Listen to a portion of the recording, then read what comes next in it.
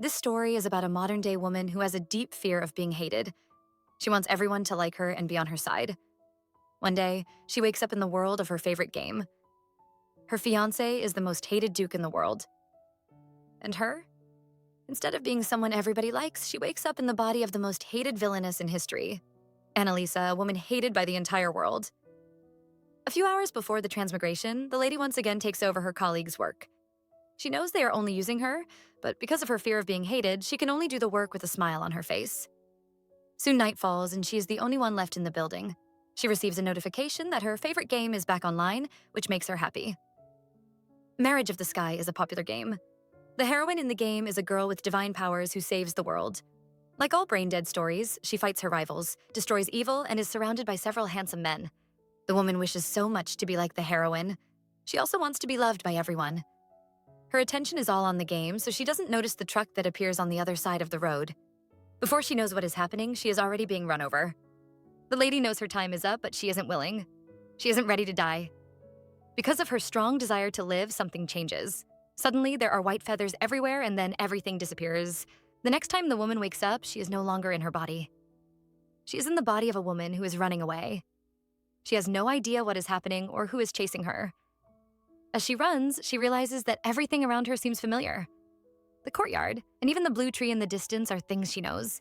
It resembles the world of her favorite game. The lady is surprised, but it turns to fear when someone grabs her. Before she can say anything, she is stabbed right in her chest. The man who stabs her is proud, happy to have gotten rid of the evil sorceress who destroys the world. Only then does the lady realize she is no longer in her world. She has transmigrated into Tenmari, the world in her favorite game. And even worse, she now occupies the body of Annalise, the villainess who gets killed every time. The lady hears a notification announcing her death, but she doesn't accept it. How can she die twice?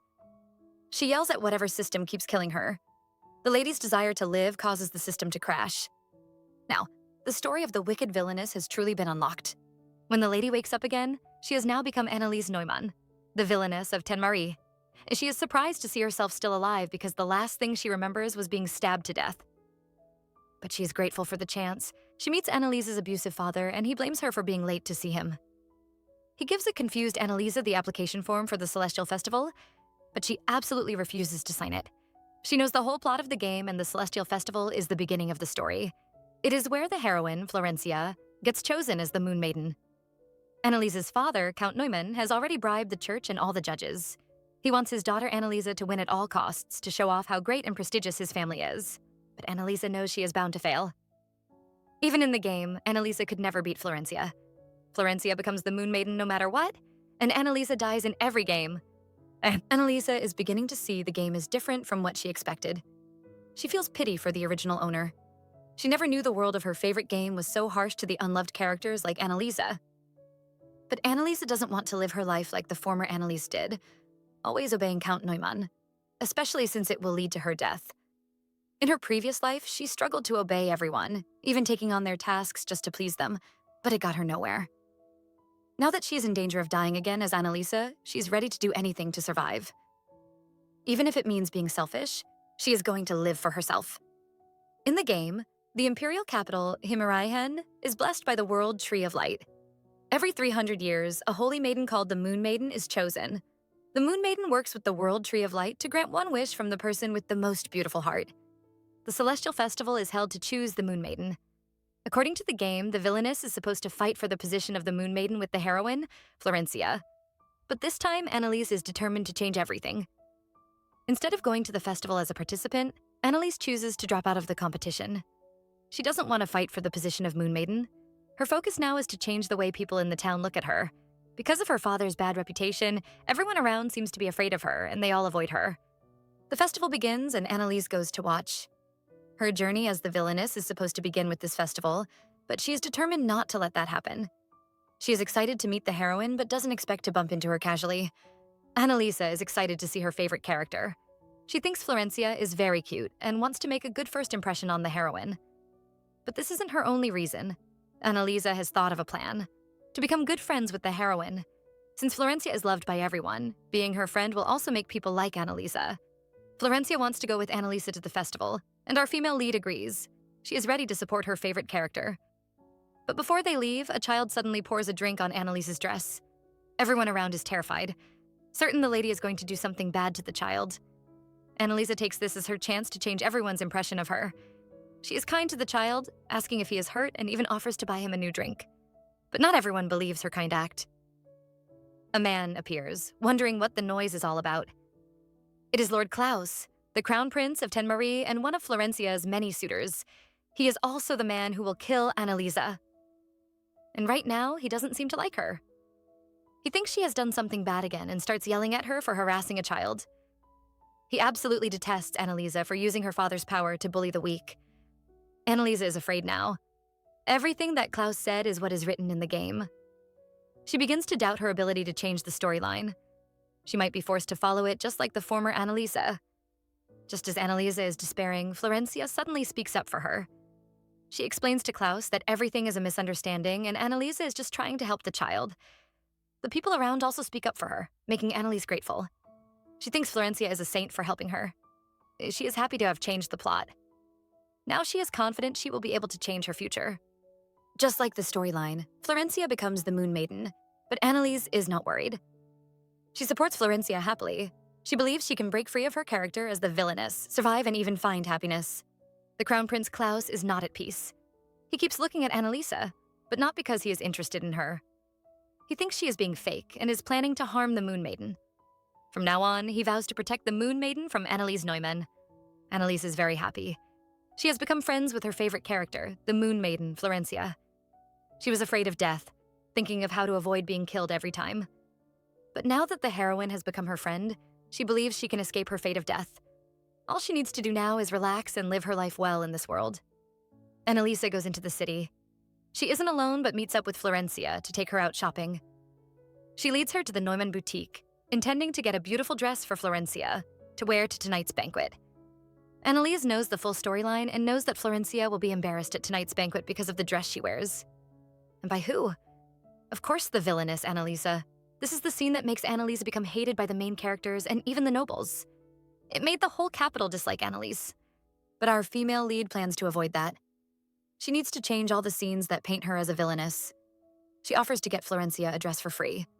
She picks a dress for Florencia, and when the heroine praises her, Anaisa goes ahead to buy her several more. She believes her favorite character is really cute and is very happy to be friends with her. She has never been this happy in both lives. She remembers her previous life when she always gave in to other people thinking she was helpful. But in reality, everyone treated her like air, like she didn't matter. Now that she has become friends with the heroine, she believes she will be friends with the other Tenmarie characters too. Finally, we meet our male lead. A masked man is stuck on the road, but he doesn't seem bothered at all. He even wants the driver to fix the carriage extremely slowly so he can have an excuse to skip the banquet. The poor driver is frightened, afraid the emperor would behead him for failing to bring his brother to his birthday banquet. Fortunately for the driver, he is saved when Anaisa appears. She notices the spoiled carriage and the invitation the driver is holding. Since they are going to the emperor's birthday banquet, she offers the two men a ride in her carriage. The driver agrees before his stubborn duke can refuse. Once inside the carriage, Annalise is beginning to doubt her choice a little. This man is too big. Plus, he doesn't speak to her even though she helped him. He even seems annoyed. She naively thinks he can't be a bad person since he was invited to the emperor's birthday banquet. She attempts to speak to him, but he stops her.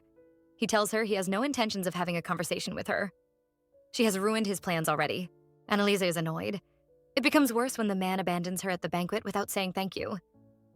She wonders who he was. She doesn't remember who this character is in the game and assumes he isn't important.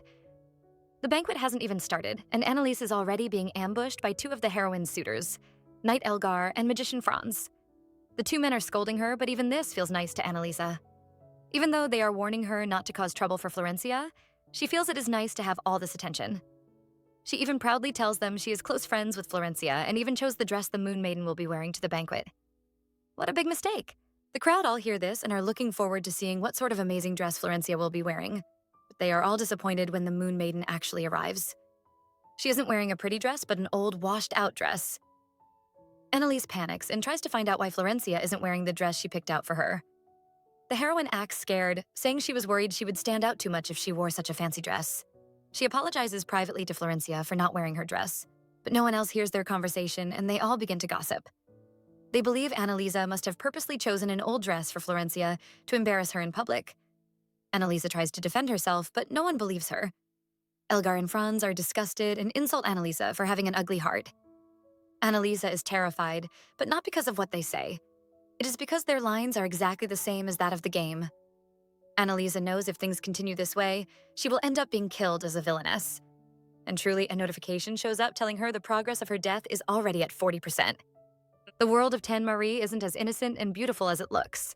Although it is blessed by the Tree of Light, there are also monsters and demons in the game. Back at the banquet, Anaisa still can't believe what is happening. Even though she made sure to prepare a beautiful dress for Florencia, the heroine still ends up wearing an old dress to the party. And now, everyone thinks it is all her fault. No one believes her when she tries to explain. The Crown Prince Klaus shows up, and Elgar tells him Anaisa destroyed the Moon Maiden's dress. Anaisa notices he is angry, so she hurries to explain, afraid she will be called a villainess and killed. But still, he doesn't believe her and calls her mannerless, even ridiculing her father's reputation. Anaisa is frightened because everything is happening according to the script. Every word Klaus says are all lines from the game. She is afraid because she now realizes the script is always going to remain the same no matter what she does to change it. That means her death cannot be avoided. When Klaus decides to kick her out of the banquet, it confirms her suspicions. She was also kicked out in the game version. She resists, but no one defends her. Except for one person. The masked man in black she gave a ride. The man blocks the door, leaving the Crown Prince no choice but to ask him to step away. Hearing Klaus call him Duke, Anaisa knows he is part of the royal family. The Duke refuses to move and asks why Anaisa should be thrown out. Klaus tells him she was causing a commotion. The Duke doesn't refuse, but asks that Elgar, Franz, and Florencia also be thrown out too. In fact, the Duke even wants to use this chance to run away from the Emperor's banquet. Everyone is confused when Klaus actually listens to the man and goes away. But then they discover who the masked man is, the Duke of the Frontier Castle and the Emperor's nephew, Helmut Weissmann. Everyone understands why Klaus doesn't dare do anything. The Emperor has always wanted his nephew to attend a banquet. If the Duke leaves, the Emperor would be angry at his son. But the Duke doesn't have a good reputation among the people. They believe he is raising monsters as pets and is even using them to attack people. Nobody wants him at the banquet. Anaisa finally remembers who this character is. Although his face wasn't shown in the game, he was known as the King of the Monsters. Everyone in the capital is afraid of him. But the man has saved Anaisa, so she goes to thank him for helping her. But someone else is there also. The heroine, Florencia, has come to apologize to the Duke for being so noisy.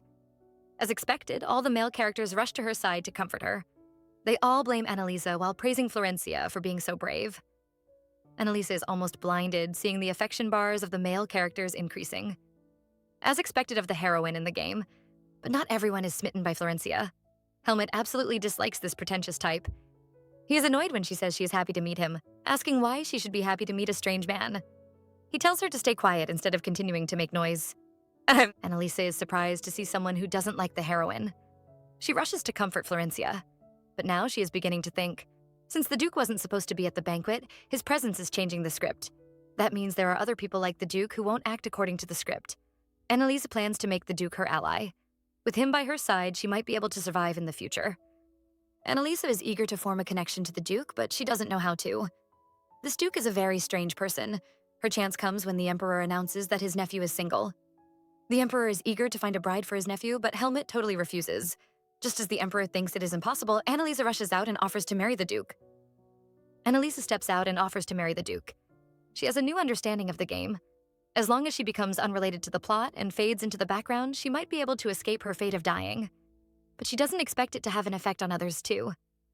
She hears a notification, confirming someone else is free from the storyline, but she doesn't know who. The whole crowd is shocked to hear Anaisa's offer. Even the Emperor can barely speak. Anaisa's plan would have gone well, except the Duke absolutely refuses to marry her. She tries to convince him, even saying how willing she is to visit his castle. She is desperate to leave the capital, knowing the main characters would end up killing her if she stays here. What she wants to do now is hide in a place the storyline never mentions. So she sticks to the Duke, shamelessly advertising her skills. But not even mentioning how good she is at cooking and cleaning can make her less annoying to the Duke. He directly tells her he doesn't plan to allow anyone into his castle. If Anaisa had a choice, she would fight it out with this Duke right now. Seriously, she is about to die here. Helmut might be a Duke, but the Emperor's word is law. and currently the Emperor is desperate to marry his brother off. Now, he is the one advertising for Helmut, sharing his sad story. His nephew has always been strange. After the death of his mother, Helmut became an introvert, always pushing everyone away. Not only does it affect the Emperor, it also affects their nation. Now that the Emperor knows someone is willing to marry this stubborn man, he gladly bestows a royal decree for the two. For the next 6 months, Anaisa will move to the Duke's castle and live there as his fiancée. Annalise is delighted. The Emperor has given her the perfect chance to escape. 6 months from now will be the ending of the game, just in time for the World Tree ceremony.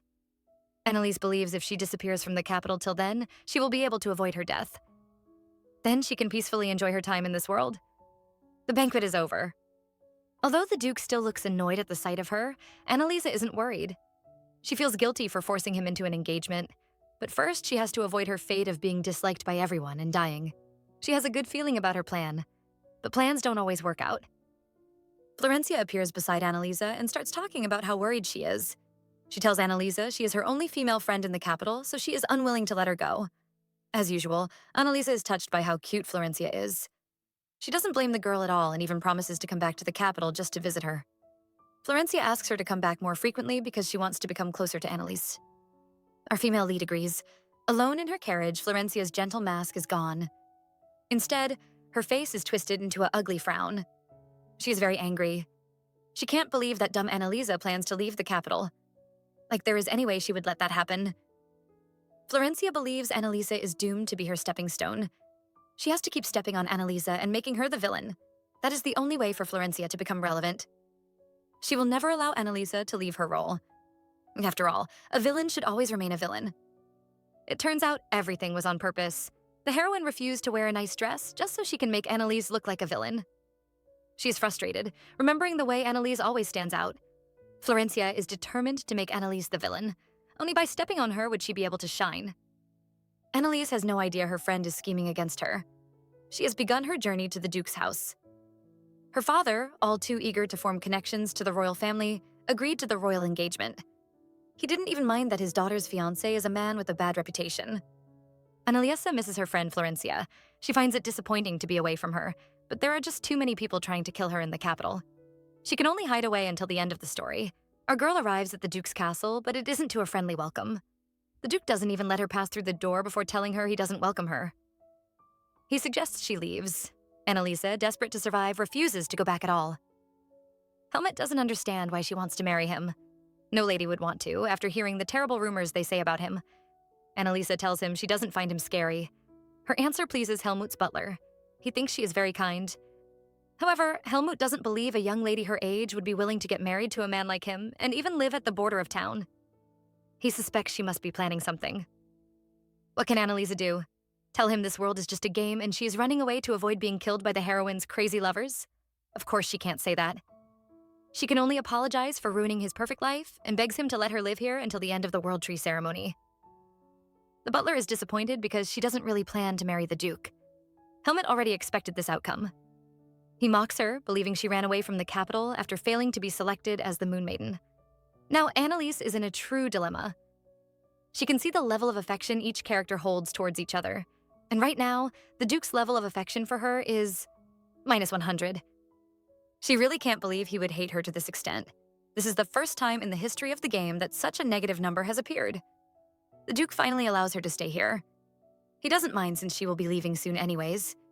He has only one rule for her: to stay out of his way and avoid bothering him. He also warns her not to go into the garden on the night of the full moon. This man. He actually goes inside with his butler, leaving Anaisa standing outside with her large box. Well, not even that can be found. Anaisa panics, especially when she notices something hiding behind the wall. She doesn't know if it is a ghost, but runs inside the castle. Annalise feels really awkward. She understands the Duke doesn't like her, but she didn't think he would be unwilling to hold a conversation with her and even abandon her outside. He is too much. She walks around trying to find him. She tries to figure out why his affection gauge is at -100. Even the man who is supposed to kill her doesn't hate her this much. At least Klaus's affection gauge is just at 0. But Anaisa isn't ready to give up. As long as Helmut's affection gauge isn't showing unbeatable, she will do her best to change it. Annalise might have plans to change Helmut's impression of her, but the man isn't interested. He wants her out of his sight at all times. He doesn't mind eating alone in his room for the next 6 months. Annalise's trauma is triggered when she sees that breakfast is sent to her room. In her previous life, she was always abandoned during every lunch break and made to eat alone for years. Anaisa is sad because all she wants is to be loved, yet all people do is take advantage of her. To distract herself from the pain and boredom, she goes on a tour and ends up in the garden. She hears someone crying from pain and rushes in to see a small boy. She tries to help him, but he warns her to stay away from him. A tree branch is stuck in his arm, but there is no one in the castle who can use light magic. In Tenmari, the main characters are all able to control the elements. While Klaus's element is water, Florencia can use the power of light, which is healing magic. As for Annalise, well, what would you expect from a villainess? Her element is darkness, a force of destruction that can destroy even light. But the current Annalise won't let her magic define her. She vows to use her magic for good. She manages to wither the branch until it turns into dust. The boy is amazed to see it disappear while our girl is proud, but it soon turns into confusion when she sees the boy's face. Without his cap, the boy doesn't look human. His ears are too long. The boy is afraid and explains he isn't some kind of monster. He is just a demon. Because the demon's magical powers are so great, their appearance is always slightly different from humans. He seems genuinely scared Annalise might be afraid of him. However, he is worrying for nothing. Our girl is only one step away from rubbing his face and stuffing him in her pocket. She has a deep love for cute things, and this little demon is the cutest. When the boy is confused, Annalisa tells him he looks like a fairy from a fantasy. Now the child finally understands why people in the castle call her strange. Normally, humans and demons are always at odds. Humans think demons are the same as monsters and would always kill them out of fear. The child tells her his mother was also killed that way. Annalisa is uncomfortable. The things in the script are starting to look different. Just like her magic isn't as bad as it is in the game, the demons also seem different. In fact, the child says Helmut is also a good and kind person who protects them, but Annalise finds it hard to believe that one. Dinner is over, but Annalise is dissatisfied with her boring life. She was desperate for some company, so she invited the child to eat dinner with her, but he refused. Just like always, she is alone. She decides to take a walk in the garden. Annalisa is busy admiring the view when she notices a figure at the top of the castle. She remembers the Duke's warning not to go out on the night of the full moon, but it is too late. The person at top of the castle has noticed her. That is, if it can be called a person. It might have the body of a human, but that face is clearly an animal. Annalisa is terrified. That is a monster. The girl is terrified when she realizes there is a monster in the Duke's mansion. She feels regret for not listening to the Duke's warning. Annalise is frightened, but she still notices something strange. The monster seems to be wearing clothes, and it has long black hair. In this castle, there is only one person who fits this description: Duke Helmut. Seeing the long ears that are the same as Aruto's, Annalise finally realizes what is happening. The Duke is also a demon. That is why he goes through such lengths to protect the demons. They are his family. Annalisa is no longer scared. She even scolds the Duke for deliberately frightening her. The man is confused and wants to know why she is so relaxed when she realizes it is him. Annalisa tells him she already met Aruto, the demon child, and he told her the demon race was being killed. She thinks the Duke is worried she might attack him or his kind, so she vows never to do such. The Duke can't handle her bright smile, especially when she tells him not to be afraid. He turns away while explaining he is only half demon. He also eats human food, but the moonlight is his source of energy. He asked Annalisa to stay out of the garden, thinking she would be scared and run away if she saw his true form. But he didn't expect her to be so tough. Helmut might act tough, but he is really worried about this human. He wants to know if she is really okay with staying with a half-demon like him. Annalise doesn't mind. Just like him, she is a strange being since she isn't from their world. And even in this world, her magic is seen as forbidden, evil, and ominous. But just as Annalisa doesn't let that fact bother her, she also isn't bothered by Helmut being a demon. Annalisa has finally gotten her wish, although she doesn't know if she should be worried. At least, she's finally eating with somebody. That is right. The Duke has invited Annalisa for breakfast. Remembering her past days of eating alone, the poor girl starts crying, leaving the Duke confused. He really wouldn't understand the life of a lonely girl. She has barely enjoyed this rare experience when they are interrupted. Someone from the capital is here to see them. And guess who it is? The double-faced Florencia. Of course, she is here to stir up trouble. Annalisa doesn't know what Florencia is planning and is just happy to see her friend. Florencia pretends to be concerned about Annalisa. She tells Annalisa she managed to get a letter from the Emperor, which can dissolve the marriage between Annalisa and the Duke. Annalisa is in shock to hear this. Florencia tells her the Emperor is worried the marriage might not work out, especially since the Duke strongly refused to get engaged. She tells Helmut she will be taking Annalisa back to the capital with her and tries to force Annalisa into agreeing. Annalise is in pain. She really doesn't want to go back. But Florencia has made her believe it was the Duke who canceled their marriage. Now everything seems to be a joke. In the end, she will return to the capital and get killed according to the game script. Annalise is suddenly pulled away from Florencia. Helmut hugs his fiancée tightly while scolding this meddling girl. He tells her their relationship is going fine and asks her to leave. Everyone is in shock hearing the Duke say that, but Florencia isn't ready to give up. She reminds him of how he strongly resisted marriage in the first place. Helmut won't let this little girl get her wish. He tells her the decision to cancel their engagement can only be made by him and the Annalise. No one else can interfere. Florencia tries to speak, but the Duke has had enough of her. He tells her to stop talking and reminds her their marriage is none of her business. He doesn't want to repeat his request one more time. Florencia has to leave. Florencia isn't scared of him. She even asks Annalisa if the Duke is threatening her or holding her hostage. She tells Annalisa there is no use forcing it, because at the end of the 6 months, their engagement will still be called off. She really wants Annalisa to return to the capital sooner and won't give up until she achieves her goal. Annalisa feels pity for failing to protect her friend who came all the way here to see her. She plans to send a letter of apology to Florencia. If only she knows her friend wants to desperately kill her. But mostly, Annalise is relieved. She was so scared she can hardly stand now, and the Duke has to hold her. She really thought she would be killed again by the script. The poor Duke has to carry the semi-paralyzed Annalisa into the house. He doesn't understand why she isn't afraid of him, but is instead terrified of Florencia. Annalisa decides to tell him the truth. Returning to the capital might cause her death. She hugs Helmut and thanks him for protecting her.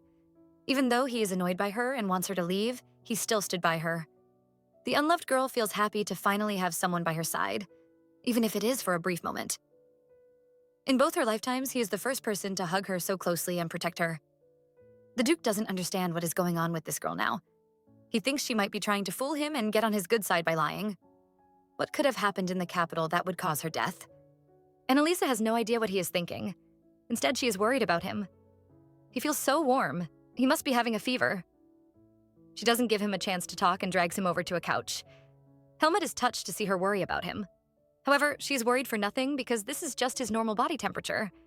Annalisa is speechless and finally admits it must be normal for demons, but not for humans. In her mind, she's already comparing him to lions and tigers. Helmut is uncomfortable because this little girl is lying on him. He wants her to get up, but Annalise isn't done. She wants to know what other differences there can be between humans and demons. The Duke is instantly on guard, wondering if she is trying to find his weakness and then harm him. Annalise is annoyed by this man. She just wants to know more about him, but he keeps being annoying about it. The Duke finally gives in when she notices his eyes. He finally takes off his mask, and we are introduced to the most handsome man ever. Mom, I want him. Seeing that Annalisa has noticed his eyes, Helmut decides to completely take his mask off. However, he should have kept it on. Now, half the women watching this are now in love with him. Even Annalisa can't stop fangirling over him. Not only is he young, he is also handsome too. The Duke, meanwhile, is feeling uncomfortable. He thinks she is disgusted by his eyes and is afraid she might be scared of him because they are different color. Boy, have you seen a mirror?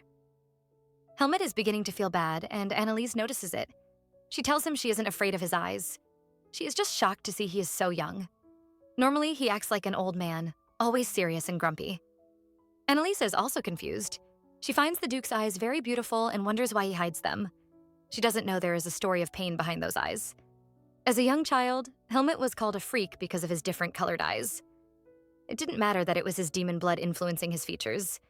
To the humans, it was seen as something evil and someone to be avoided. That is why he always covers them up. Annalisa is touched by how thoughtful he is, even wearing his mask in his castle to avoid scaring her. She apologizes for disrupting his life and making him uncomfortable in his own home. She gives him a promise. In half a year, her issues would be dealt with, and then she can return to the capital. As long as he lets her hide here till then, she promises not to be a nuisance to him. Annalisa returns to her room. So many things seem to have happened in one day. From Florencia's visit, to her seeing the Duke's face. Annalisa might miss Florencia, but there is no way she will willingly return to the capital just to let the game's ending come true. She is very happy that the Duke protected her. She still can't get over the fact that he called the heroine of the game a stranger and even forbade Florencia from entering his home. Our girl feels proud when she remembers he shared a meal with her today. She is sure the Duke is starting to accept her. Plus, she can't get over how handsome and young he is. She tried her luck and ended up clinging to such an amazing person. But Anaisa finds the Duke's life a bit sad. He might not be the most friendly person, but he isn't completely bad. Even though he's as handsome as the other 10 Marie main characters, he has to live in hiding. He hasn't done anything wrong, but people are afraid of him just because of his eyes. Helmut is also thinking, but he is remembering a time when he was younger, before his mother was killed by the humans she loved so much. She had always wanted him to be in touch with humans, so she would bring her son to the capital. Back then, he absolutely disliked the humans and hated coming to the capital. The other noble children would run away from him and call him a freak. Every time he went there, he would wish he was back at the castle playing with the demon tribe and running around in the forest. The demons never cared that he was half-human. But the humans? They loathed him for being different. His mother would always promise him that one day a human would see the beauty in his eyes. All he has to do is open his heart. And now, Helmut seems to have found that person. All he can see is Annalise's beautiful face calling his eyes pretty. It is the next day, and still all Annalise can think about is the Duke. As a half-demon, half-human, he seems to have gotten the best qualities of each. He can eat food like normal humans, but he can also absorb moonlight to boost his energy. People think his eyes are an ill omen, but she can't imagine what would happen if the Duke took off his mask. Just thinking about that handsome face makes her blush. Iruto appears to invite her berry picking, stunning her into pouring her tea into her lap. Tired of staying in the castle, she agrees to go with him. Annalisa is happy to have gotten closer to the Duke, enough for the man to stop wearing his mask around her. But there is a huge problem. Now she can't stop blushing whenever she sees his handsome face. She can't even eat her breakfast properly. She goes out to meet Iruto but sees Helmut standing there. She becomes nervous again because of his handsome face. It doesn't help that the man keeps staring at her. Suddenly, the Duke calls her name and grabs her hair. He takes off his necktie and uses it to tie her hair up to prevent it from snagging in the bushes. Annalise is almost in heaven. This feels just like fantasy. It actually is fantasy, girl. You are in a game. Iruto is happy to see his two favorite people becoming closer. Annalise doesn't know about that, but she can tell Helmut is no longer guarding against her. She loves how kind he is to everyone, even his servants. The two start berry picking, but Annalise notices a problem. There are no berries. Iruto shows off his special power. His magic can cause all plants to bloom. Annalise is amazed to see the berries grow instantly, and Iruto tells her that is the power of tree demons. Sometimes all he needs to do is speak, and the fruits will obey his commands. Just like humans, demons also control the elements. Annalise begins to understand the demons, but she is surprised because they are different from the game. These demons aren't like monsters, but more like fairies. Both humans and demons can connect to the earth and use its energy as magic. Monsters, on the other hand, lack intelligence and are violent. Yet, the humans continue to treat the demons like monsters. To them, anything not human is beneath them. They even kill the demons, using the excuse of hunting for monsters. Annalisa recognizes this as a big event that happens in the game. The heroine chooses a companion to go monster hunting with her. But what leads to the death of many innocent demons is seen as a way for the heroine to build her relationship with her harem. Annalise is horrified and quickly asks Iruto if there is an eastern lake nearby. She lies and says she heard the nobles talking about monster hunting back in the capital. But what Iruto tells her next shocks her. There are no monsters on that lake. Instead, a peaceful village of water demons live there. Annalisa is horrified. According to the game, all the demons are going to be killed by the heroine and her team. The two run back to the castle to warn the Duke about the incoming danger. Annalisa is too worried to notice, but a new system notification shows up for her. Her new task is to save the village of water demons. Annalise informs the Duke about the pending danger. The village of demons are about to be attacked. The Duke is confused, and so they explain to him. The village at the lake is about to become the hunting ground for the prince. The butler is also horrified. Those demons at the lake are very kind people. They have done nothing to harm the humans, so he doesn't understand why they would be attacked. Annalisa has no choice but to explain. The hunt is a chance for the princes to test the Moon Maiden's power. That is why they chose such weak enemies.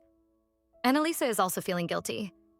Back then, when she was playing the game, it felt exciting to kill off those demons. Now she feels bad for killing such innocent people. She is determined to save them.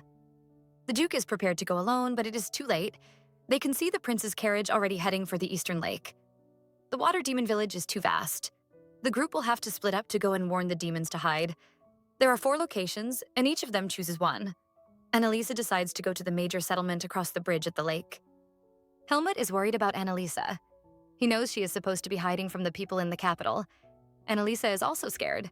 After all, in the game, there is also a scene where Florencia is separated from the male leads because of Anaisa.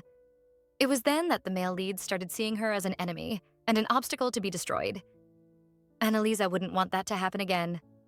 But for the sake of the demons, she is willing to sacrifice. The Duke doesn't understand why she is so desperate to save the demons since she is human. Anaisa, however, sees no difference between the two tribes. In fact, humans are more monstrous. Compared to the demons who have never disturbed anyone, humans have more wicked people among them. She is ready to stand with the demons and make sure the two tribes can get along. The group plans to meet up at the bridge later. They separate and Anaisa goes to the bridge alone. She is determined to stop this no matter what. She believes Florencia will also be hurt if she realizes she has been attacking innocent demons. As soon as she arrives, she runs into the main characters. She is happy to see Florencia and immediately tells her to stop the hunt. She says the people living there aren't monsters, but innocent demons. They are all harmless. The Crown Prince is shocked to hear this and is beginning to doubt this hunt. He almost listens to Anaisa, until Florencia tells him it is all a lie. She hugs him and says Anaisa is trying to deceive him. Anaisa can't believe what she just heard. She tries to convince Florencia she isn't lying, but the lady doesn't even listen to her. She brainwashes the prince, convincing him he is killing monsters who are trying to attack the people's lives and not innocent demons. She tells him what he is doing isn't wrong. Seeing that everything seems to be going wrong, Anaisa rushes to beg the Crown Prince and Florencia. She promises them the people they are about to attack are innocent, but she is left speechless when Florencia whispers something in her ear. So what if they are innocent beings? Is what the heroine says. Anaisa can't believe the girl she thought to be innocent can say such things. Florencia even tries to justify the killings. Anaisa is so desperate she grabs Florencia, trying to make her see the demons are also the same as humans. But to Florencia's brain-dead lovers, it just looks like she is attacking her. Klaus is suspicious of Anaisa. He thinks she is planning something by trying to protect the beasts. Remembering how she volunteered to marry the Duke and the rumors about the Duke raising demons, he comes to the conclusion that they must be planning to rebel against the royal family. Anaisa can't believe these ridiculous accusations. She tries to defend herself, but Florencia suddenly acts all hurt, like Anaisa pushed her. Klaus becomes angry, especially when Florencia tells him Anaisa is getting violent. Our girl is confused because she doesn't remember touching Florencia. Now, no matter what she says, Klaus believes she is trying to harm the Moon Maiden. Anaisa tries to let him see how ridiculous he is. Behaving like a bump can kill the Moon Maiden. But what Klaus tells her leaves her speechless. As someone who uses dark magic, she is able to steal the light from living beings. Her power can drain life itself. Anaisa is in shock hearing this. What is worse, the Crown Prince now sees her as a threat, even more dangerous than monsters. Florencia confirms his words by saying Anaisa's power is too terrifying and can erase human life. In her mind, she is extremely happy to see her plan working. Anaisa still can't speak. She never knew her power could bring an end to life itself. No wonder she is a villain. But even still, she knows she will never harm anyone. Klaus doesn't believe her and asks her to swear an oath. He wants her to promise to only protect humans and to even help them destroy the monsters and demons. He wants her to only be on the side of humans. Anaisa is frustrated by these two. Even after telling them the demons are innocent, they still insist on saying rubbish. Since she doesn't swear the oath, Klaus draws his sword on her. He plans to kill her along with the demons and calls her the enemy of the Empire. Anaisa knows this world sees her death as justice. Even though she is at the risk of death, she keeps pleading for the demons. She begs Florencia to rethink her decision. Florencia is done playing nice with Anaisa. She tells our girl to stop her nonsense. Since she is playing the role of a villainess, then she should just act like one. Anaisa finally realizes the truth. Florencia was never her friend. Everything that happened just now was on purpose. Klaus is angry to see her still approaching Florencia and attempts to stab her with the sword. Anaisa believes this is her end, but she doesn't expect someone to come save her. It is Duke Helmut. Duke Helmut is here and he isn't happy. He can't believe his nephew just drew his sword at his fiancée. He tells Klaus he must have a good explanation because he is going to report this to the Emperor. Anaisa doesn't want the two men to argue. She is just happy to see the Duke standing by her side and defending her. But the issue isn't over yet. Klaus accuses Anaisa of trying to disrupt their battle against the magical beasts. Except when they appear, they don't look like beasts at all. The waterfolk hear the noise and run over. They are simple. Seeing the Duke, they are very happy and even start waving. They don't know that danger is waiting for them. Even seeing how innocent the waterfolks look doesn't stop the Crown Prince, so Helmut warns them to run away. Anaisa doesn't expect the waterfolks to look so different from the game. She is touched by how gentle and innocent they look. So imagine how upset she is when she sees Klaus still preparing to attack. She wants to know if he is so blind he can't see that they look like humans. Florencia speaks up then, reminding the prince the demons aren't humans. She encourages him to kill them. With those words, Klaus commands his army to attack and kill the demons. Anaisa can't let this happen. She immediately creates a dark magic shield, causing darkness everywhere. While the soldiers are confused, she pulls the Duke across the bridge to be by the side of the demons. When the Moon Maiden casts her light upon the area, Klaus is angry to see the Duke and Anaisa already on the other side. He accuses the Duke of raising magical beasts. And now that Helmut has gotten Anaisa to his side, Klaus is sure the two are rebelling against the Empire. He orders them to stop right now and hand the demons over, or he would charge them with treason. The only way to prove their innocence is to hand the beasts over. Anaisa doesn't care about proving her innocence. Since the demon race has never done anything wrong, she will never betray her beliefs and hand them over just to save herself. And Anaisa is done trying to make these people believe her. Since the game and this world wants to treat the demons as enemies, she will be the one to protect them. Anaisa immediately destroys the bridge. Now the prince and his army have no way of crossing over. Klaus is so furious he decides to charge the two with treason. Florencia is also angry and tells Anaisa she will always be remembered as a villainess. From now on, that title will stick to her. Anaisa isn't concerned. Her belief about Florencia has just been destroyed. She always saw the heroine as a kind girl who always put others above herself. Because of her kindness, everyone around her fell in love with her and protected her. Anaisa always thought the two of them were the same. She believed her goodness would one day be noticed, just like Florencia. But how wrong was she? Seeing the heroine now, Anaisa knows nothing they say will matter. In the world of Tenmarie, there is no justice or kindness. What matters is that the heroine is always right, and everyone else is considered evil and wrong. Now that the prince, with the support of the Moon Maiden, plans to report them to the Emperor, Anaisa knows they will be considered villains. The water folks are extremely grateful to the two. The water demons have no way of fighting back against the army. If the Duke hadn't arrived, they would all be dead. The butler is more worried about the situation. Previously, demons were only killed when they entered human territory. For them to attack the demons deliberately, something must be wrong. Helmut plans to ask the Emperor for ownership of the land. If he takes over the land, such incidents won't be able to happen again.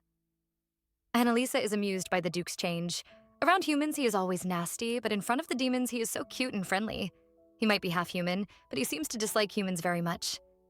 She wonders what caused that. Anaisa is given some pretty pearls as a thank you gift for protecting the water folks. The elder is afraid Anaisa won't like it, but our girl is delighted. When she reaches out to grab the pearls, Helmut notices how burnt her hands are. He feels guilty and hugs her. To make it up to her, he plans to help her make the pearls into a necklace or ring. Anaisa doesn't know what to say. She didn't expect such care from Helmut. In this world where whatever the heroine says is right, she is the evil and villainous character. Anaisa is disappointed to see how different the Tenmarie world she loved is. The only things that give her comfort are the kind demon folks in this world. The Duke is worried about Anaisa. He suspects her fear of the capital must have something to do with the Crown Prince and the others. Our girl doesn't deny it. She tells Helmut she will be safe as long as she avoids Klaus and keeps staying with him. The Duke promises to protect her. As long as he is around, she will have nothing to worry about. Anaisa thanks the Duke for his support, but she's quite confused.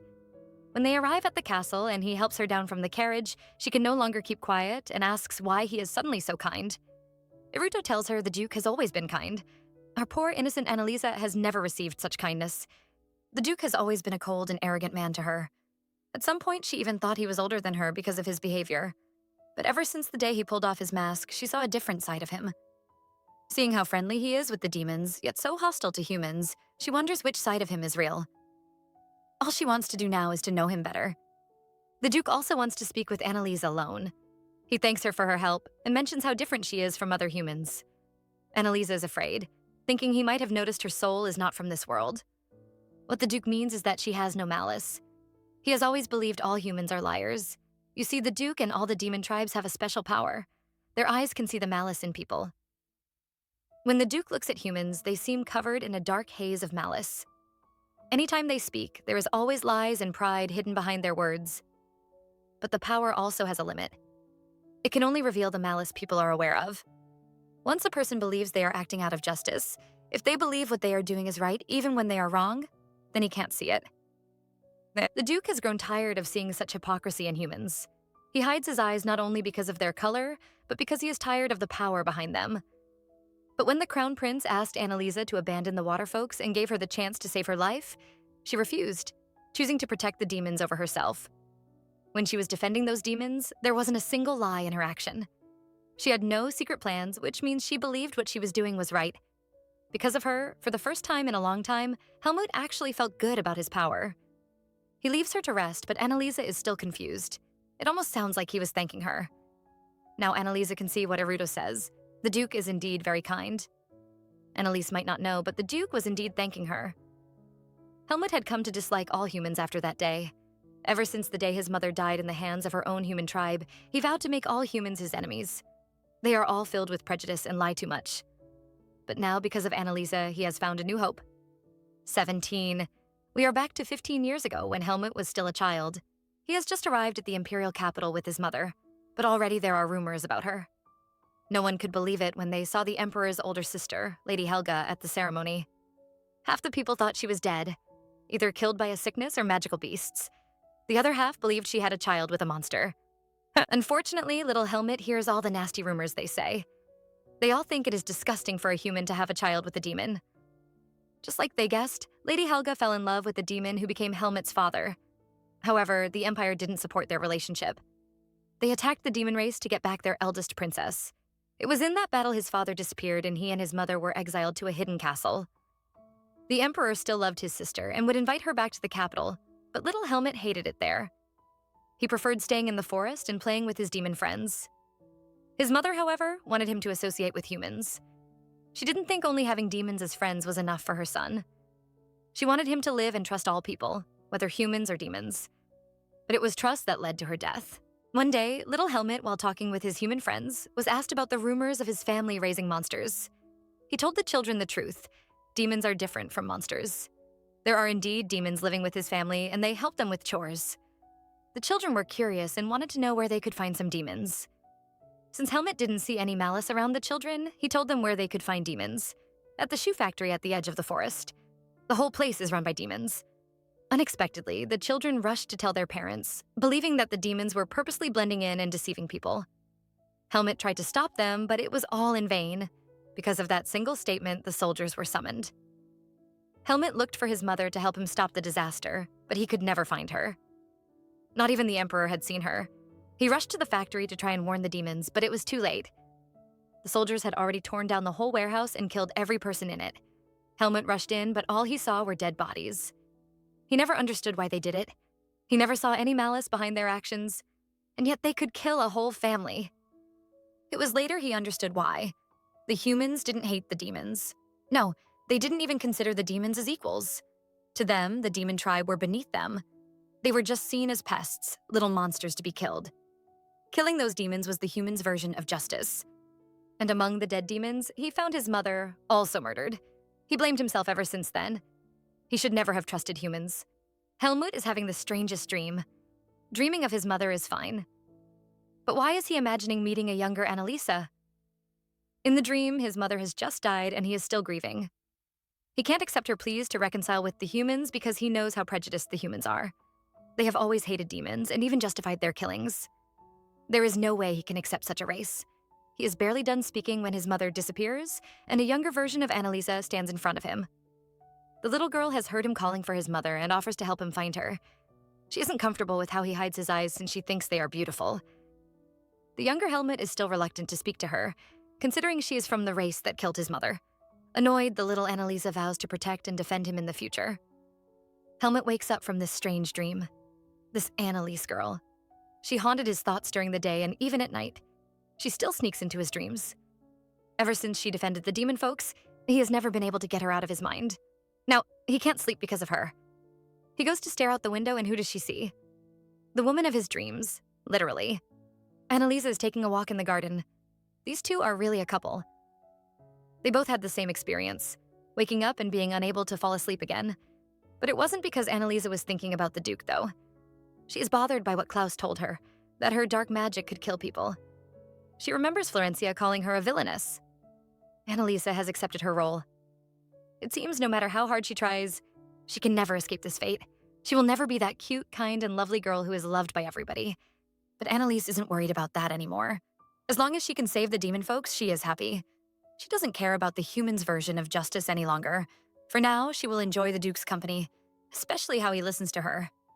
She understands why Florencia gathers so many men now. It is actually good to have someone who supports her. It is like half her troubles have disappeared. Her happiness doesn't last long because the Duke starts mocking her. He tells her it is impossible for her to receive as much love and popularity as the Moon Maiden does in the capital. Poor Anaisa has heard this from the system after playing the game multiple times. Why does this man have to say it like that? Helmut doesn't intend to mock her, though.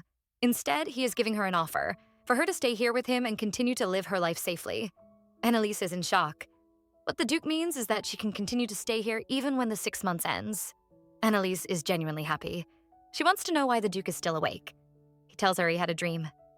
Hearing him say she was in the dream, Anaisa teases him, asking if it turned into a nightmare. But she isn't prepared for the Duke's response. Helmut grabs her and pulls her close. He tells her her appearance was what ended his nightmare. It is such a romantic atmosphere. Under the sunrise, the Duke confesses to Anaisa and says her appearance was what ended his nightmare. Only for the girl to assume he is talking about the water folks. She even spoils this perfect moment by sneezing. And so such a romantic attempt to flirt is ruined.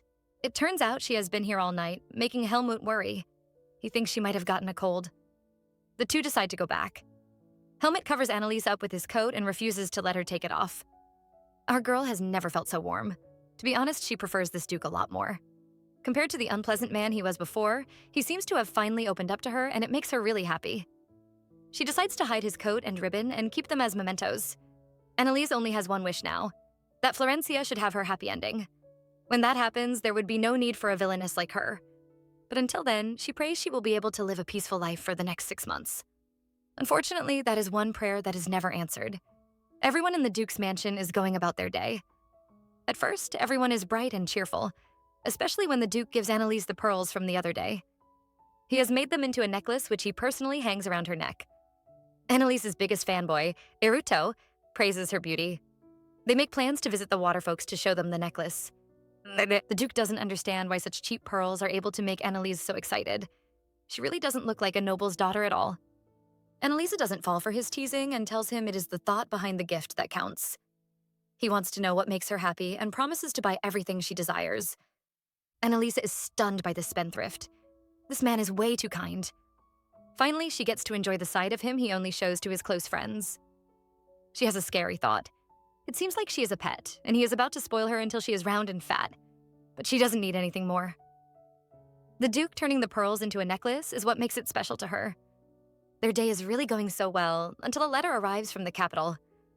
Helmut thinks it is a letter from his uncle, but he is to be disappointed. This is a letter of warning from the Crown Prince. True to his words, Klaus has reported the Duke and his fiancée to the council. He accuses them of disturbing the Empire's security operation. From now on, the two are under royal imprisonment. They are not allowed to make any contact with the Emperor. The Duke's mansion isn't the only place in chaos. Count Neumann has also received the letter, and he can't believe what his foolish daughter has done. She has disgraced his family name and needs to be brought back to the capital immediately. While the Count is throwing his tantrum somewhere, Helmut and Anaisa are discussing. The Crown Prince is quite smart. Knowing how close the Emperor and his nephew are, he has forbidden Helmut from seeing the Emperor. Now the Duke can't even explain the situation to his uncle. If he can't speak to the Emperor, then this matter is going to be troublesome.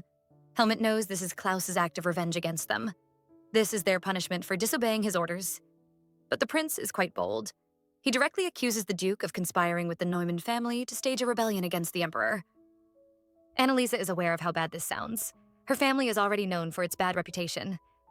Now that she is engaged to the strange Duke rumored to be keeping magical beasts, the prince's accusation sounds believable.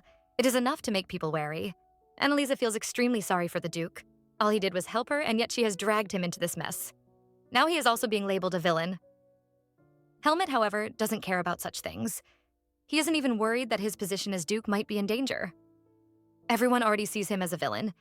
It is a well-known fact that everyone in the country dislikes him. Most of them even avoid meeting him. So he has nothing to be afraid of now. Anaisa still feels guilty. She thinks she is dragging everyone else into her bad ending. The Duke doesn't understand why she is so worried. He doesn't care about those people in the capital because he has his allies, his demons, his butler Schulart, and Iruto. He tells Anaisa he will be fine as long as she continues to remain by his side. Another sweet confession. The Duke has already begun planning. He never planned to abandon the demons. He would do everything he can to prove that they are harmless. He doesn't want Anaisa to worry about anything, but our girl can't keep calm. She keeps blaming herself for dragging the Duke into this. This is the first time a member of the Emperor's family is being accused of treason. Anaisa knows it is the Duke's connection to her that fuels those bad rumors. She is sure this is not just a warning. In fact, things could get worse. She starts imagining all kinds of scenarios, like the castle getting attacked or the Duke and her being imprisoned. Her irrational fears seem to have come to life when her father visits. Of course, he isn't here to comfort his daughter. He has come with a marriage proposal for her and wants her to return home immediately. Anaisa tries to protest and reminds him she is engaged to the Duke. Her father isn't impressed and tells her that was just her impulsive decision. That engagement was never officially recognized. This time he has arranged a marriage with a marquis from a different town. He accuses Anaisa of bringing shame to their family. The only way she can atone for her mistakes is by going abroad and marrying that man. Anaisa is beginning to waver. The only reason she ran to the Duke's castle was to avoid staying in the capital. Now with another chance to go even further away, she should be very happy. But a part of her doesn't want to go. Anaisa refuses to listen to that part. She thinks of the trouble she has caused for the Duke and his people. Only by leaving will they be free from Klaus and have peaceful lives. Instead of returning to her parents' house at the end of the 6 months, Anaisa thinks it better to just get married abroad. And so she agrees to her father's proposal. She plans to pack her things and return home immediately. Unfortunately for her, her conversation has been heard by someone. And it is by the Duke himself. Helmut can't believe what he just heard and stops Anaisa, desperate to know what she plans to do. Anaisa didn't expect her current fiancé to hear her planning her next engagement, but she believes she is doing the right thing. The Duke is being targeted because of her. Once she leaves the country, Klaus will stop his attacks and everything will be resolved. Helmut is certainly not pleased with her idea. She keeps talking about trouble, but leaving on her own would be more troublesome. Anaisa tries to give reasons why she can't stay, but the Duke is having none of it. He tells Schulart to send the Count's carriage away and drags Anaisa to the very top floor of the mansion. Anaisa has never been here before, because this is the Duke's room. But instead of whatever raunchy scene you are imagining, all he shows her is the view from his window. Anaisa can see everything from here: her father's departing carriage, the capital, and even the world tree. Helmut offers the room to Anaisa. It might be his room, but it was first his mother's. After she was exiled from the capital, she chose this room, saying that the view of the capital made the loneliness more bearable. He wants Anaisa to give him a reason for leaving, whether it is homesickness, missing her parents, or she is just uncomfortable with staying here. Anaisa can't give a proper answer because she actually doesn't want to leave. The only excuse she can say is that she forced this engagement and caused him trouble with the Crown Prince. But the Duke has never been bothered by those things. She tells the Duke her deepest fear. She is afraid of being hated. For so many years, she agreed to whatever people asked of her, putting herself last just to make others smile. All because she was afraid of people hating her. Helmut doesn't care about being hated. He also wants her to stop caring about what others would think. Anaisa wants to, but she can't. She starts crying because she isn't afraid of Klaus and the others hating her. She is worried that the Duke and the demons would one day come to resent her. She is really scared of that happening. Anaisa has always disliked being a burden to the people who love and accept her. She doesn't want them to resent her presence. She really wouldn't be able to survive that. Helmut is moved by this little girl and hugs her tightly. His request remains the same, for her to stay here. He knew she was planning to use him when she offered to become his fiancée. But now he wants to know if her mind has changed. After all this time, she might have a desire to become his fiancée for real. Anaisa is so shocked, she even forgets what an engagement means. All she can think about is the Duke asking to marry her. She tries to refuse, but the Duke blocks all her excuses. He isn't giving her a chance to reject him.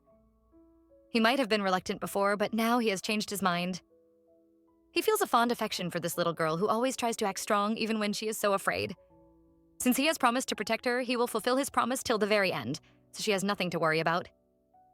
Anaisa feels like she is in Fantasyland. This feels just like those romance games she plays. She innocently assumes the Duke is marrying her just to help her. Such a naive girl. The Duke is tired of explaining and just decides to act. And so he kisses the girl. He lets Anaisa know he isn't that kind. He wouldn't give jewelry to just anyone out of kindness. Now he wonders if he should have gotten a ring to make his intentions more clearer. Anaisa doesn't register anything he is saying. All she could think about was that kiss on her lips. This proves that the Duke isn't doing it out of kindness. He actually wants to marry her. Of course, Anaisa agrees, Now that he has gotten the girl, the Duke immediately starts showing his jealous side, asking her to pick the better partner between him and the foreign traitor. Anaisa is starting to wonder if they exchanged the Duke. She thought he disliked her. So how did his affection gauge go from -100 to a full 100% bar? She is so shocked. Her entire face turns red. Even the cold can't harm her anymore. She doesn't know when everything changed or when the Duke began to like her. Back at the imperial capital, the crown prince is meeting with Florencia. He is late to their meeting because an unexpected person showed up. It is Count Neumann. He came to tell Klaus about Annaliese's marriage to a nobleman in a foreign country. Klaus actually agrees with this move. With Annalisa gone, he thinks Florencia will be safe. They can finally be at peace. But Florencia won't let this happen. Annalisa is supposed to be her stepping stone. Even till now, her name hasn't become popular in the capital and she isn't receiving any attention. She desperately needs Annalise back here so she can pretend to be suffering from the girl's schemes. Only by dragging Annalise down can she increase her own relevance. As such, she is determined never to let Annalise escape. She must make sure everyone hates Annalise even more, because only then can she shine brightly. Annalise has a dream about her favorite game, the marriage of the sky. Unlike the holy heroine who saves the world and chooses one man among her large harem to be her special one, the Annalise in the dream isn't able to choose anyone to love her. She is just Annalise, the villain everyone hates and wants dead. She thinks no one will love her, until suddenly a handsome man appears by her side, promising to protect her. Annalise wakes up annoyed. Thinking about the Duke isn't enough, now she even has to see him in her dreams. She guesses it must be the shock of yesterday. She is still amazed by how quickly the Duke's affection for her increased. She might not have answered his question yesterday, but she knows when asked to pick between the Duke and the stranger, she will always choose the Duke. Now it is her turn to panic. She doesn't understand why her mind would choose the Duke. She excuses herself by saying he is handsome. Plus, he has also done so much for her. Even though she's being a nuisance, even causing him to be under royal investigation, he still wants her to stay and offers to protect her. She doesn't know what she should do. While she is confused, Iruto comes in. One look at her red face, and he can tell she is having a fever. Others are worried, but Annalise is actually thankful for this fever. After hearing the Duke's confession yesterday, she is still confused. This is the first time someone is showing affection to her, so her head is a mess. She is already wondering what she will say or do when she sees Helmut. Now she has the perfect excuse not to see him. Schulart and Helmut are having a conversation. The two men have snuck into town to do some business, but they don't expect to be ambushed before they can go far. The person seems to have been waiting for them and immediately stops the Duke, demanding to speak with him. It is none other than Florencia. Florencia wants to have a secret conversation with the Duke. As if planning Annalisa's downfall isn't enough, she is here to destroy the relationship between the Duke and Annalisa. But she doesn't expect the Duke to treat her so coldly. She reminds him of her identity.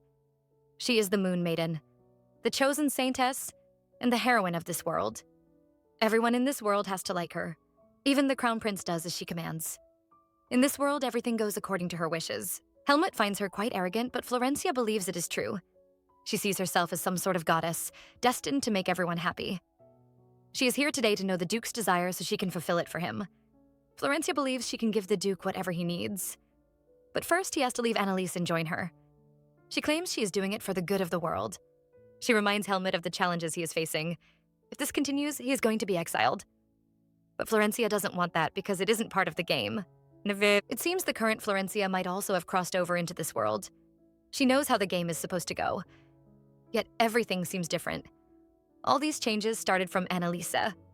Florencia is sure Annalisa is planning something and is determined to crush our girl before she can ruin the happy ending of this world. She wants the Duke to join her in destroying Annalisa.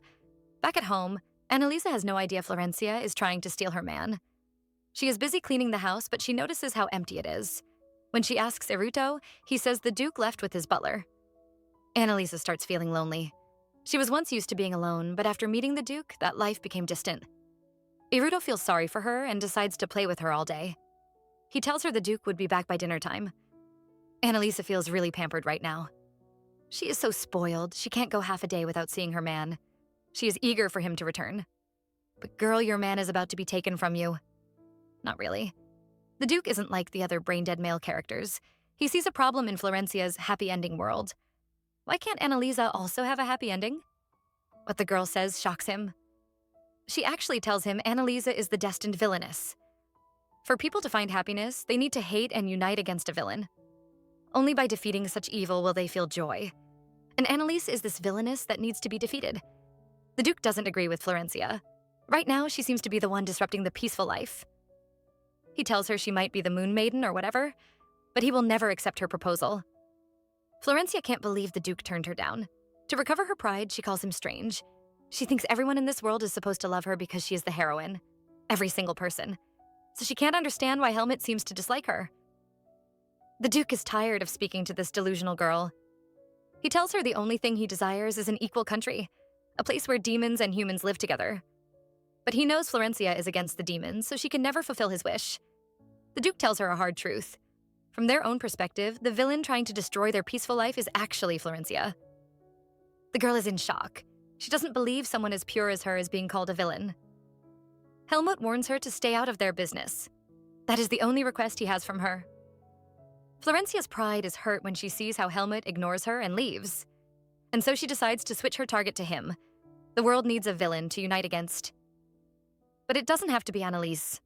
Since Helmut has disrespected her, she plans to make him the villain and then kill him. Annalisa wants to beat Aruto up. The boy runs to tell her the Duke has arrived, making it obvious she has been waiting for him. Helmut doesn't mind, more concerned about her fever. Annalise is too embarrassed to see him and lies she is still sick. The Duke allows her to hide in her bedroom till weekend, but he is also going to cancel her plans to go home. Annalisa isn't bothered because she doesn't want to accept her father's proposal. She will rather stay here and marry the Duke. Annalise thinks she is embarrassed, but Aruto is about to make it worse. He begs the Duke not to leave the castle tomorrow because all Annalise did today was complain about how lonely she was without him. Annalisa is about to die of embarrassment. She tries to save face by saying she also asked about the butler, but no one believes her. The scene is pure chaos, but the Duke does agree to stay home the next day. Aruto has done his part and the mischievous boy runs off. Annalise might lie to herself, but her heart is relieved to know the Duke will be around tomorrow. She just keeps fighting her feelings, but Helmut isn't one to hide his emotions. He wants to speak to her privately. Just like her, he has been restless. After hearing those words about how lonely she was without him, he wants to know if they are true. Annalise admits it, but tries to insist it doesn't mean anything. But in her heart, she knows those are lies. She missed him while he was gone, and just seeing him now makes her happy. But she is really afraid to say those words. It is another day at the Duke's mansion, and all Annalise can think about is getting to know the Duke better. Our girl did some self-reflection and found out she has always lived her life doing what others asked of her. She has never relied on someone, so even though the Duke asks her to lean on him, she finds it difficult. She doesn't want to drag him into her bad fate, but it is already too late for that.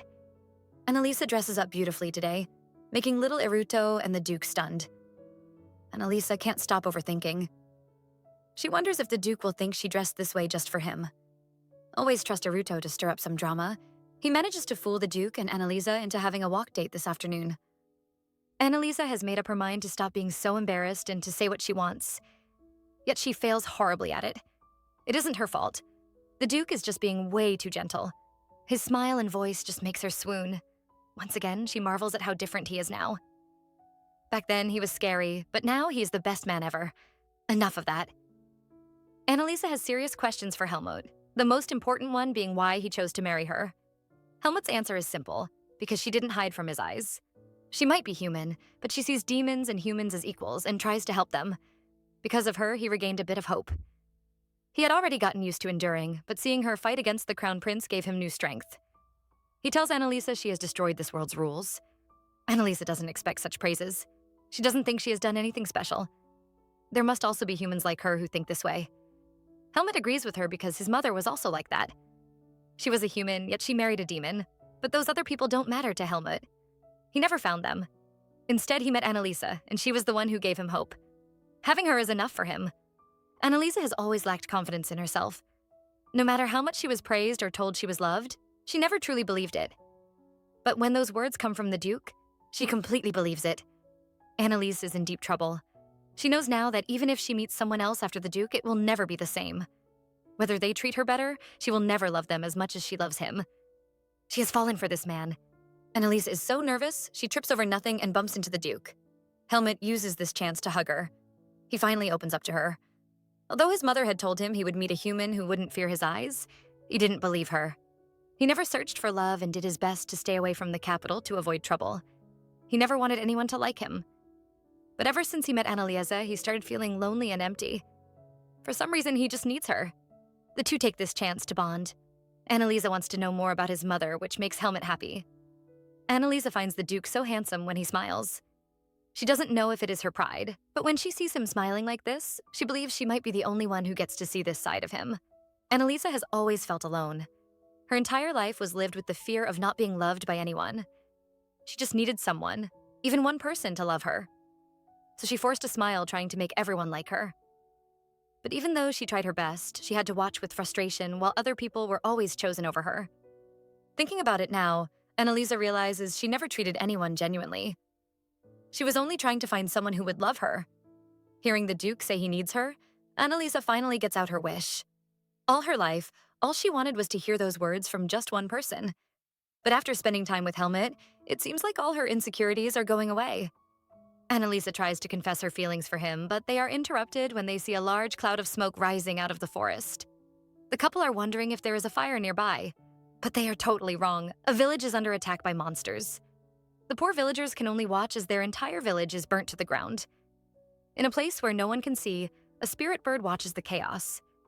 Once the job is done, it flies back to its master. The crown prince is with Florencia when he receives the news that monsters have attacked the western village. He finds it completely unbelievable. The monsters are known to be active only at night. Klaus doesn't think this is a coincidence. If it was nighttime, the villagers would have put up a beast-repelling barrier. Happening in the daytime seems deliberate. As if to prove his point, Florencia tells him the beast could have been summoned by someone. She tells the prince there is only one person who is known to summon monsters in the Empire. Duke Helmut Weissman. But girl, we would have believed you if we hadn't already seen that spirit bird on your shoulder. The Duke has no idea he has been framed by Florencia.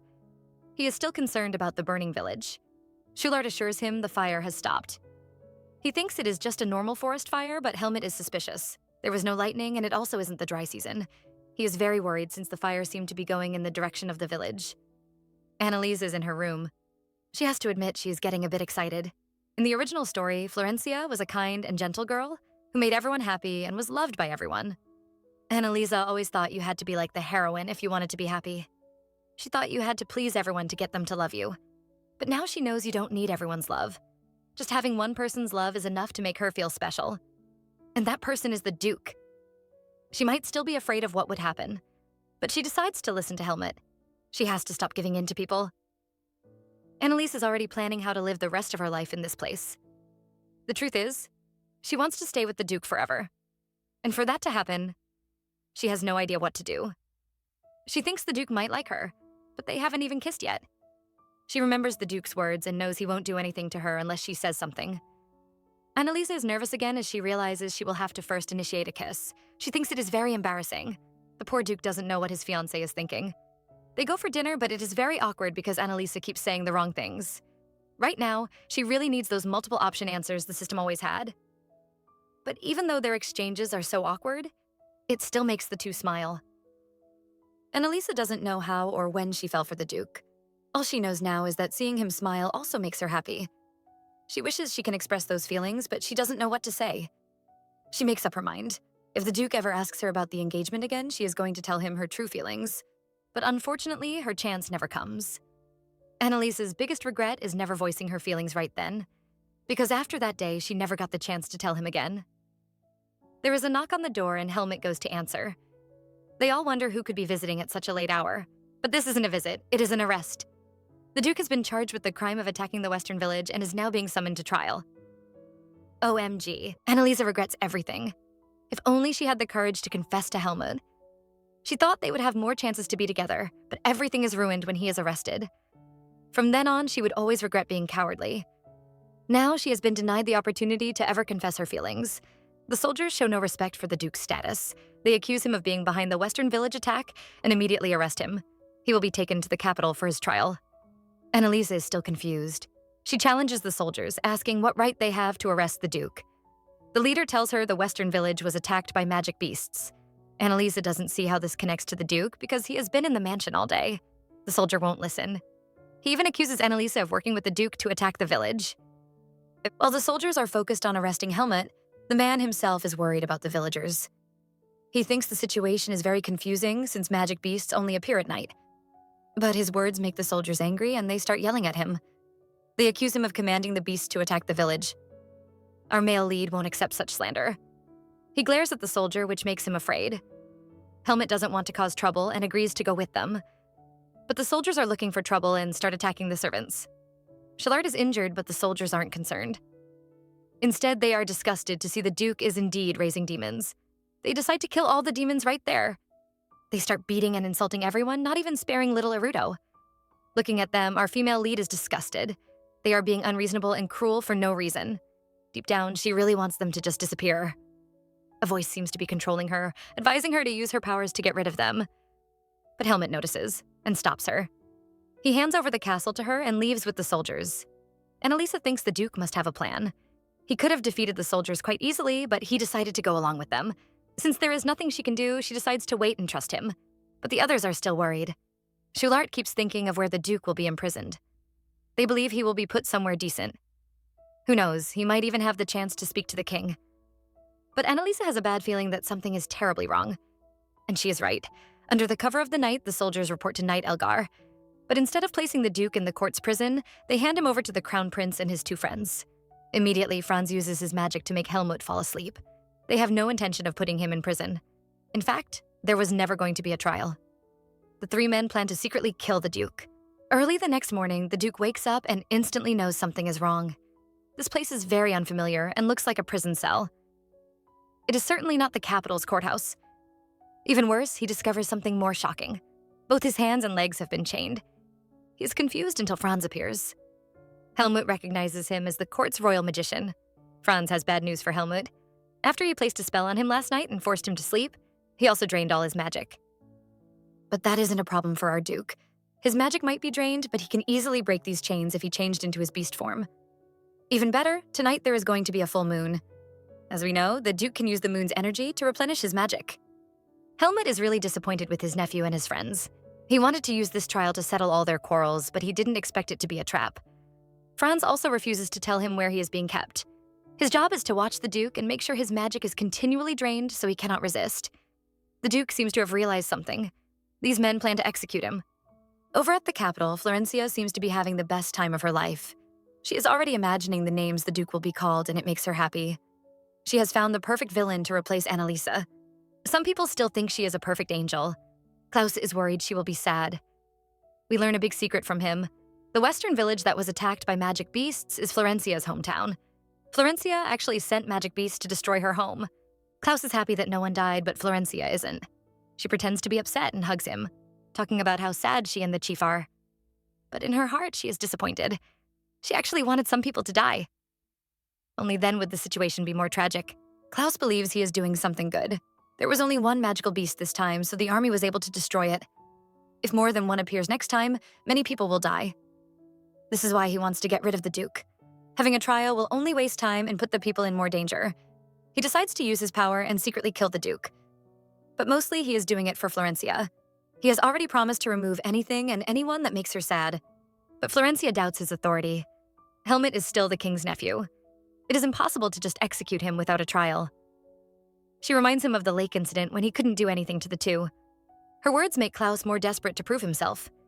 He has found the perfect reason to get his revenge, protecting the safety of the nation.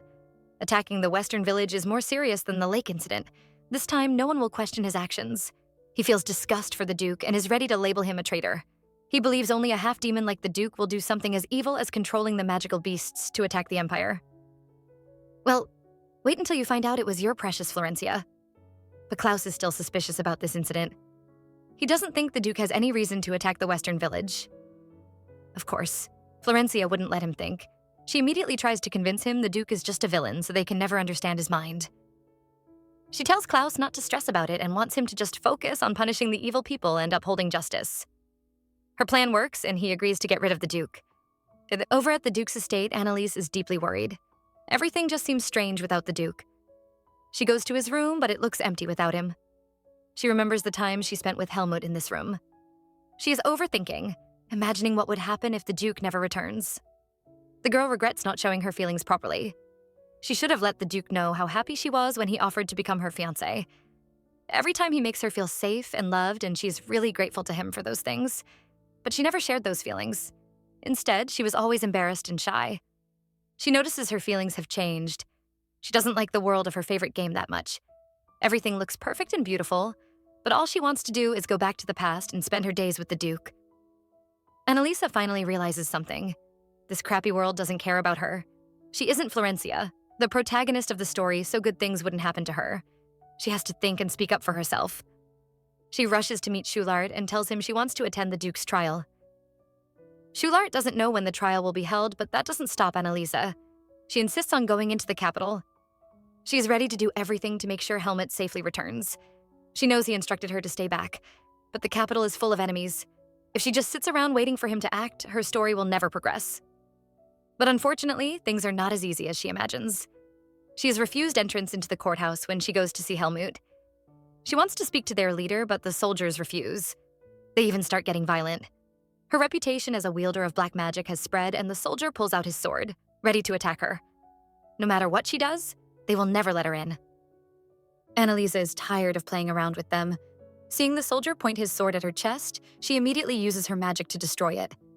She tells them they might be doing their duty, but she won't leave today until she speaks to their leader. She won't go back until she has managed to bring the Duke back home. Anaisa, who has been acting strong just a moment ago, is now shaking. But she has no choice. This world isn't favorable for her. She has no time to care about how people see her. The Duke is her only ally, so she is desperate to rescue him. The soldiers allow her to see Knight Elgar, and she tells him she wants to attend the trial. She doesn't trust them to hold a fair trial because the last time they met at the ball, he never listened to her side of the story. She believes they might cause the Duke falsely. She doesn't expect her guess to be really correct. Elgar says she is quite sharp. He tells her the truth. There is never going to be a trial for the Duke. Instead, he is going to be executed quickly. He really believes they are upholding justice and denounces Anaisa. The girl can't believe what she just heard. Just because she refused to be the game's villain, the storyline forced the Duke to take her place. She is determined to stop this. She tries to defend the Duke, telling Elgar he couldn't have attacked the villagers. She wants him to investigate and hold a fair trial. However, she seems to have forgotten she is speaking to one of the novel's narcissistic main leads. He tells her something that makes her mad. Only nobles are allowed to have a court trial. Once a commoner is accused, they are sent to prison immediately. Anaisa can't believe a knight just confessed to punishing innocent commoners. Elgar doesn't see anything wrong with it, believing they are just trying to maintain order. People who are suspicious deserve to be punished. He isn't like Anaisa, who is concerned about human lives. To him, only the capital of Himarihan deserves to be peaceful and beautiful. The rest of the empire is not a priority. He doesn't care about the lives of the commoners. Only the nobles are valued. The girl is so angry, she starts yelling at him. She thought it was just the demons who were treated so poorly, but even the commoners in Tenmarie also have a sad life. It seems this world is only concerned about the protagonists. She tells Elgar how disappointed she is. She previously thought he was someone who was righteous and could hold justice, but it turns out he is just like the rest. The man doesn't seem remorseful no matter what she says. She remembers what the Duke said about malice. If a person really thinks they are doing something right, they will appear just in his eyes. Looking at Elgar, he really believes he is doing the right thing. Anaisa is done trying to reason with these people. She tells him she will rescue the Duke even if she has to force her way in. Elgar thinks it is too late for her to do anything. He tells her the Duke has been hidden somewhere that isn't the courthouse or even near the castle. Even worse, Klaus plans to get rid of him tonight. Annalise finally realizes the strange feeling she had before. Elgar expects to see her in despair, but instead she starts laughing like a maniac. He is shocked, wondering what is so funny. He doesn't know his words have revealed where Duke Helmut is being kept. Anaisa approaches him and pats his shoulder. She thanks him for speaking to her today because now she is determined to destroy their plan. She will not be following their rules anymore. This time, she will use her knowledge of the game to destroy the storyline. Helmut has no idea his little fiancé is fighting to save him. He is still locked up in a cell underground, but he isn't in despair because night is coming. He is surprised at how strong Franz is. The magician keeps draining his magic. But that isn't enough to stop the Duke. He starts planning his escape. He is sure the moon will rise tonight. He will be able to recover his magic and escape from this place. Even if that doesn't work, he has another plan. When the Crown Prince arrives and unlocks his cell, he can just use his strength to defeat them. Either way, he has to first wait until the moon rises or the cell is opened. Unfortunately, he never has that chance. Florencia comes to see him and she is very excited. She tells him he will be executed before the moon even rises. Now she can finally return all the humiliation he gave her. She calls him pitiful. and even laughs at him. When she sees Franz looking shocked, she tries to convince him they are just getting rid of the villains. As usual, the dumb male lead agrees with whatever she says. Helmut has no time to entertain his delusional girl. He demands to know why she's here. She starts praising herself, saying she is the saintess this and the moon maiden that. She even proudly says she wants to hear what regrets Helmut may have. Her brainless fanboy calls her kind, thinking she is trying to show the Duke some kindness even though he would soon die. He leaves her alone with the Duke, which is a pity. If not, he would have heard the evil words his innocent Florencia says. She says Anaisa came to the courthouse, which stuns the Duke. She tells him about his fiancé, searching everywhere, looking for him. She finds Anaisa very pitiful. As a side character, she really believed there was a chance she could get engaged to the Duke. Florencia thinks they are both ridiculous. She is smug as she imagines Anaisa running around foolishly, trying to find the Duke. She doesn't know he is being kept in some underground tunnel. Helmut doesn't want to listen to her evil words any longer. He thinks she is a hypocrite. She calls herself a saint, yet she laughs after betraying her own hometown. But if he is expecting Florencia to have some conscience, he is going to be disappointed. This devious girl has planned yet another scheme. She wants to release another group of magical beasts into the Empire. Not only will she introduce more magical beasts into the capital, she will also blame it on the Duke being jealous of the Crown Prince. She imagines herself as the innocent saintess bravely standing against him without any regard for her own safety. She will fight the villains with her beloved Crown Prince and defeat them. Florencia is very proud of her new plot. Everything is just a game to her. She doesn't want to just execute Helmut. She thinks the idea of fighting him and the magical beasts would be more exciting and would make her more popular. Klaus enters, jealous that Florencia keeps talking to the Duke. Since he thinks Helmut doesn't have any remorse, Klaus wants to kill him off quickly. He is about to open the cell gate, which makes Helmut happy. Klaus is alone, which makes things easier for him. All he needs to do is grab his sword and defeat him. Unfortunately, Florencia seems to see through his plan. She knows how strong he is and decides to cast some sort of magic spell upon him, which weakens him and makes him blind. Klaus steps in, determined to end this villainous criminal. He says some righteous, ridiculous speech as he pulls his sword and prepares to finish off the Duke. But he never does, because right at this moment, the prison starts to crumble. Klaus is talking about upholding justice. Unknown to him, while he is busy saying nonsense, someone has appeared outside and begins to destroy the wall. The Duke is panicking. All his plans have been ruined because of Florencia. Her magic has blinded his eyes, making him unable to do anything. He is trying to dodge Klaus's sword when the wall behind him suddenly disappears. Everyone is shocked when the wall behind Helmut suddenly gets swallowed up by the darkness. However, when they see the woman who finally appears, they instantly understand. Anaisa is here, back to an hour ago. Anaisa immediately leaves the court after her conversation with Elgar. Schulart is a bit reluctant, thinking the Duke must surely be locked up inside the castle. To his surprise, Anaisa tells him the Duke is in prison. Schulart doesn't believe her. Who would? The Duke is, after all, the king's nephew. Even if he really committed a crime, he wouldn't be treated so badly. Anaisa, however, is sure the Duke is locked up in the East prison. What Schulart doesn't know is that she knows the full story. The fate that Anaisa was supposed to face has been swapped with the Duke. In the game, Anaisa is locked up in the East prison and all her information hidden. Because of that, her father couldn't come to her rescue. But now, everything has changed and the Duke is now the one being treated as a villain. She is sure the Duke must be in the same situation. When they get to the East prison, they really see a royal carriage in front of the prison. Schulart can't believe this, but Anaisa has no time to waste. She has seen Klaus's carriage approaching. In the game, Klaus was the one who killed Anaisa. It doesn't matter if the time or location changes, Klaus will always be the one who eliminates the villain. That means Helmut is in danger. Anaisa rushes to save the Duke and she really manages to destroy the wall with her magic, only to see there is no one inside. Well, she actually doesn't know where the Duke is being held.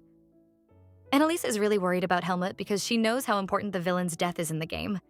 Since she can't find him, she decides to just destroy every wall in the prison until she can save her fiancé. Schulart doesn't agree with her plan. She seems to have forgotten something. He can communicate with the trees. He asks her to wait while he speaks to the trees. They indeed tell them where the Duke is. He is locked up in the basement. Anaisa is very proud. The humans might hate the demons, but they don't know that with the demons by her side, even nature will have to help her. And that is how she destroyed the wall and saved Helmut. Right now, she ignores the stares of everyone and happily hugs Helmut. She is happy to have rescued him, but immediately panics when she sees his eyes. He tells her to worry. He has just been blinded, but it will heal after a while. The two are making so much noise, Franz comes back downstairs. He is concerned something might have happened, and Florencia tells him their plans have been interrupted. But Klaus doesn't panic. Instead, he thinks that Annalisa and the Duke will both be destroyed tonight. And I don't blame him because Franz immediately casts a magic spell and begins to suck away all of Annalisa's magic. Right now, Annalisa and the Duke have no magic. Even worse, they are surrounded by their enemies, a first-class swordsman, a magician, and the Moon Maiden. They seem to have no chance of escape. It looks like the two will really be executed tonight. It is a peaceful night in the capital, and the commoners are all going about their business happily, but that peace is soon destroyed. Just when everyone thinks it is going to be a normal night, a magical beast suddenly appears. Klaus is busy trying to execute the Duke and Annalisa, unaware that his precious empire is already under attack. He is still feeling proud of trapping the two and sucking away their magic. Now that their magic is gone, the two villains have no chance of winning. Annalisa thinks she has messed up big time. She regrets not thinking carefully. She should have guessed that her magic might be stolen or at least carried a weapon. Right now, not only does she not have any magic, even the Duke's eyes have been blinded. She is in despair as she wonders how they are supposed to escape from such a hopeless situation. But the man beside her doesn't seem to care. In the midst of this tense situation, he even hugs her and praises her for saving him.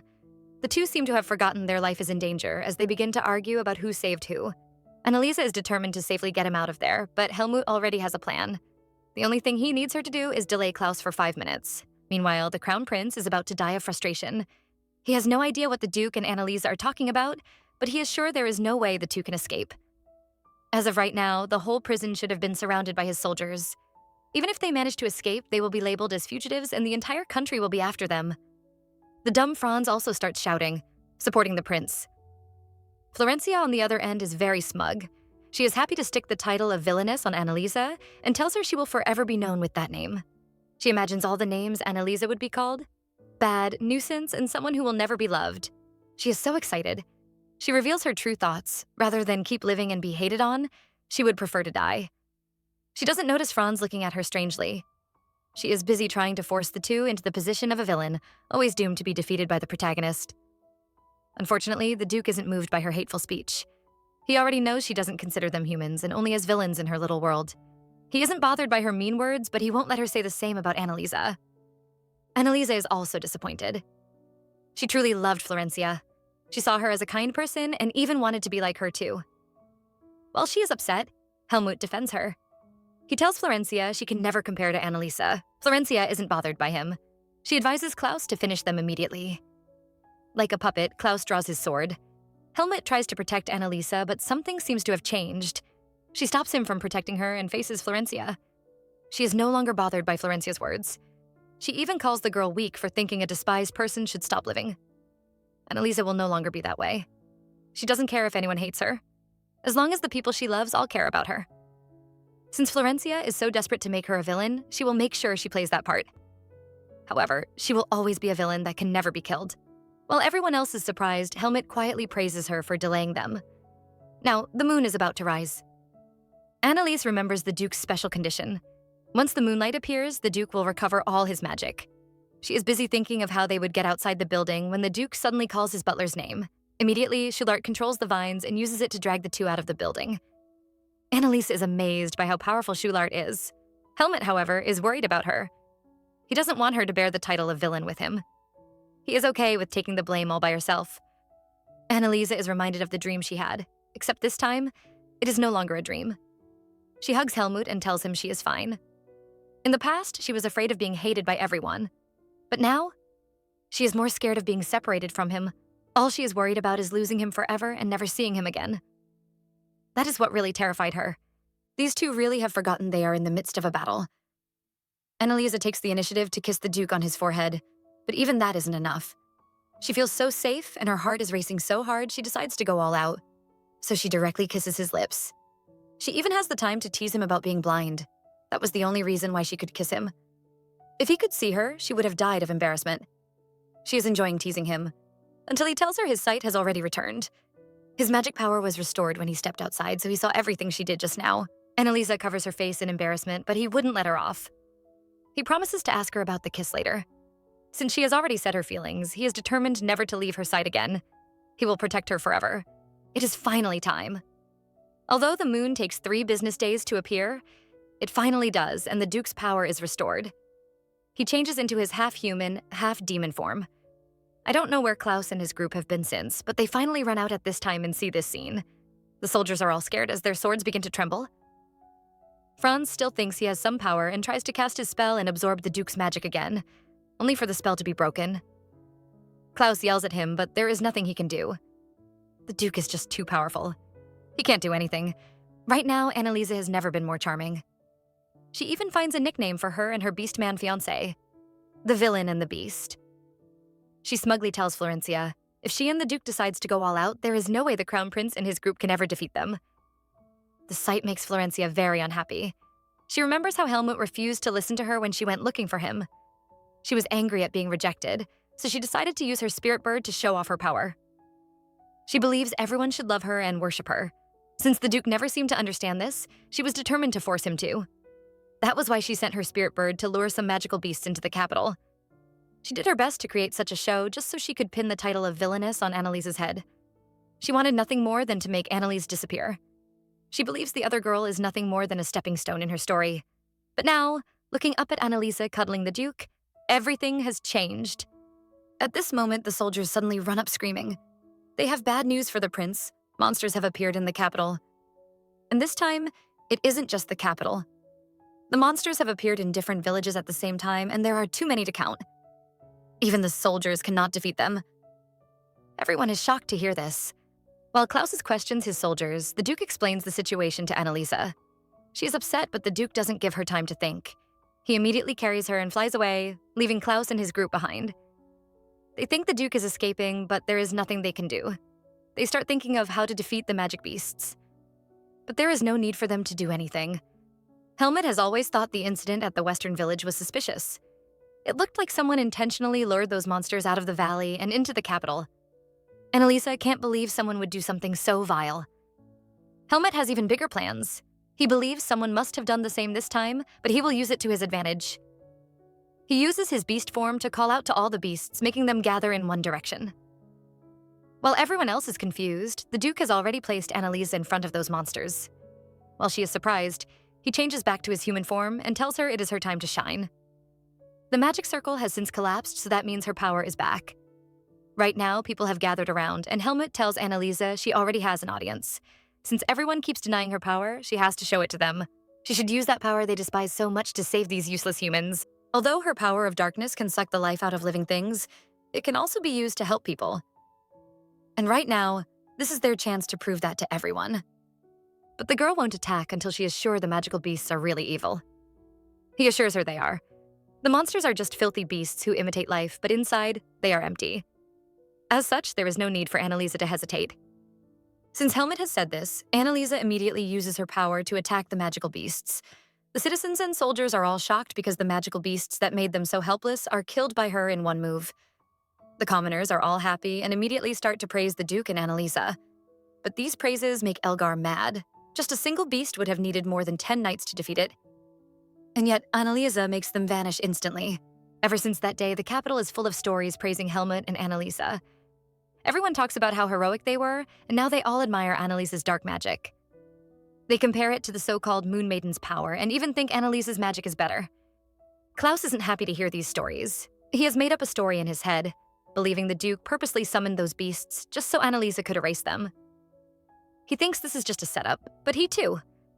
But Elgar isn't as dumb as he is. When those magical beasts appeared, the Duke was clearly locked up in the underground prison. He thinks it has nothing to do with the Duke. However, Klaus is unwilling to hear this.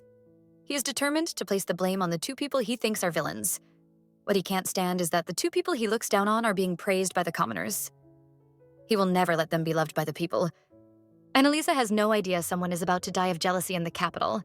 She is back at the Duke's estate and has just woken up when Eruto invites her for brunch. She keeps thinking about her eventful night. After returning home, she couldn't rest and first had to calm down the crying Eruto while Schulart took care of the injured Helmut. As such, she didn't speak to the Duke. Well, that isn't true. He asked her to come and see him, but she refused to go and stayed in her room all night. Now she throws a tantrum and keeps attacking her bed, wondering why the Duke would suddenly call her into his room. But she actually knows why, especially after that kiss she gave him last night. She keeps worrying about what to do and just decides to lie and tell Helmut she fell asleep. She is happy with her excuse and opens the door, only to see the man she has been trying so desperately to avoid. But the first thing he asks is why she didn't show up. Anaisa doesn't think it is a big deal. After all, she did something like that before, and he didn't get angry. She thinks this time it is going to be the same way, except this time the Duke is really mad. He isn't even smiling. Anaisa doesn't know what to do. She looks at Erudo, but he absolutely refuses to help her. He still loves his life. So Anaisa is left to coax this big puppy all by herself. She doesn't waste time in apologizing, explaining she was just too embarrassed after everything she said back then. She was too shy to face him. That wasn't what the Duke came for. He wants to know if she really meant what she said about being a villain last night. He has no problem being a villain and can protect himself. Of course, he can protect her and everything, but being a villain means they will be going against the entire country. She will lose all her relationship with her family if that happens. Anaisa has never been more embarrassed. And here she was thinking he was going to ask her about their kiss. She tells him not to worry about her or her family. Her father is a terrible man, so she no longer has any feelings for him or Florencia. Now that they have cleared that up, it is time to move to more serious matters. Helmut leans over, asking her if she spent the entire night thinking about him. This man is so mean. Our poor girl is so embarrassed she immediately runs to the bed, hides under the blanket, and refuses to come out. She can't take this anymore. Well, Helmut isn't going to let her escape. He sits next to the human cocoon and asks her to come out. He reminds her he has already waited for a long time. He doesn't want to wait anymore. Anaisa reluctantly comes out, but she refuses to look at him, acting cold. The Duke just finds her cute. Anaisa is happy to see him smiling because that means he isn't angry anymore. He tells her he can never be mad at her. She finally realizes that he wasn't angry. This big man was just sulking. Even though he is such a strong and imposing man, in her arms he is like a child, sulking and smiling at every word she says. Just knowing that she can make this terrifying man smile makes her very happy. She hugs him tightly. It is time to confess her feelings. She boldly tells him she doesn't need anything else. He promises to give her everything she desires, but the only thing she wants is for him to stay by her side forever. Helmut is all too happy to agree. And with a kiss to her hand, their promise is sealed. But that kiss isn't enough for him, so he decides to kiss her lips. Guys, I don't think we should be seeing this. This is too steamy. He only stops after he has kissed every inch of her. Still, he doesn't let her go. He hugs her, which makes Anaisa very happy. All her life, she always thought nobody could love her. That was why she always wished to live another person's life, desperate to have their happy story. But everything has changed now. She playfully hugs the Duke and rolls around in his arms. The man has never seen her so playful. She tells him it is because she is happy. She thinks her life is happier than those heroines in her story. The two people who are considered threats to the Empire are lying in bed like two cute children. Anaisa wants to know what the Duke's plan is. From now on, they will be considered threats to the Empire. Helmut has never been bothered by this. From the day he was born, he was already isolated from the Empire. The humans were full of hate for the demons, so he could never get along with them. Rather, he was more happy with the demons who accepted him and allowed him to grow with them. He might only be half demon, but he feels closer to the demon race. He tells Anaisa he isn't close to his uncle either. After his mother died, the king didn't know what to do with him. He wanted Helmut to be like a normal royal family member, but our boy just couldn't do it. Now, it is finally time for him to make a choice. He will have to pick between the human race or the demon race. While Anaisa is confused about what he means, he reveals a secret. Before his father died, he was the king of the demons. He was the strongest demon to ever exist and had so much magical power. He was respected by everyone, but after his death, no one could take his position. The demons all wandered around in the forest, trying to hide from the humans. Every year, their living conditions worsens. Helmut is tired of this. If he takes his father's place, he can finally act as a shield and protect the demons from humans. Maybe he was expecting Anaisa to be afraid, but our girl is excited. Her fiancé is going to be a king. Just the thought of a half-human ruling over a country full of demons makes her impressed. She praises him, saying the role of a king really fits him. He might look scary, but he is actually the kindest man alive. But they have more battles to face. Before he can ask the king for independence, they will have to deal with those magical beasts first. If they don't do something about it, the capital and the people will be in danger. Helmut doesn't believe the beasts went wild on their own. Just like the first beast that appeared in the western village, he thinks someone is controlling them. Annalise is surprised. She never knew there would be someone who is willing to control the magical beasts just to put innocent citizens in danger. But Helmut doesn't believe it is a person. Magical beasts have no intelligence, so humans can't communicate with them. There is only one way to control a magical beast, by using the call of a spirit bird. And guess who has such a spirit bird? The so-called Moon Maiden is hiding behind a wall when her spirit bird flies over. She is listening to Franz and Klaus's conversation. Right now, people's opinion about the Duke and Anaisa are in two groups. The first group are grateful to them, while the other group thinks they are dangerous. Franz is almost killed by the prince's glare when he says he also feels grateful to them. There is no way they can deny it. Those two actually saved them. The soldiers could never defeat such a large number of magical beasts on their own. If something like that happens again, only those two can save them. Florencia isn't so smug now. It is her turn to panic. Things were never supposed to turn out this way. If this continues, she will be the one known as a villainess. Unfortunately, you already are. Helmut explains to Anaisa that magical beasts have no intelligence or reasoning. The only way they can be summoned is through the call of a spirit bird. Our girl is surprised by this. She wonders how Helmut was able to control them back then. Now she is curious about his true form. She keeps making wild guesses. Leon, Black Leopard. But the man refuses to say anything. He tells her she will find out later and then falls asleep. Anaisa is mad. She really wants to know, but this man fell asleep just like that. Then she feels pity for him. She thinks it is her fault he didn't get enough sleep last night and decides to let him be. Soon she starts admiring how handsome he is. But no matter how good-looking he is, he was never able to appear in the original Tenmari story. Now she knows the world doesn't just revolve around the protagonist. Every character in the game has their backstory, but unfortunately their story is never told. Especially Anaisa. Everyone says she is a villainess with powerful dark magic that can drain life out of humans and magical beasts. Still, such a powerful lady died.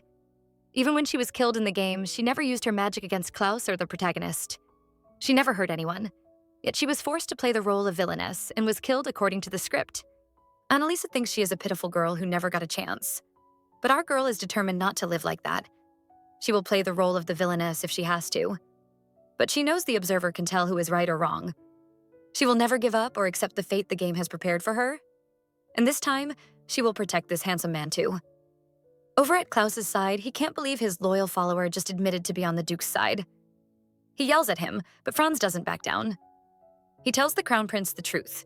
The royal army can never handle that many magical beasts alone. If something like that happens again, they will have to rely on those two again. Franz wants the prince to change his mind. For now, they can't get rid of Helmut and Anaisa. But Klaus is extremely unwilling. Florencia can see how upset he is and runs over to give him false hope. But the man himself isn't listening to her. He is back to that night and realizes how helpless he was. He couldn't even save his citizens. He always thought getting rid of the Duke and Anneliese would bring peace to the citizens. But it seems he is wrong. Florencia continues trying to brainwash him. She keeps insisting the two are evil and they can't lose to people like them. She tells him everything was just a plan that Helmut and Anneliese set up. Leaving them alive will put the people in danger. Her plan works as Klaus finally agrees with her. He is really angry that anyone would release magical beasts in the midst of the people, but he is too weak to defeat them on his own. He decides to work together with Florencia and use her holy power to bring peace to the country. Unfortunately, he is working with a snake. Florencia wants to use this chance to control him. She tells him to always support her using his power as the Crown Prince. He must always listen to everything she says.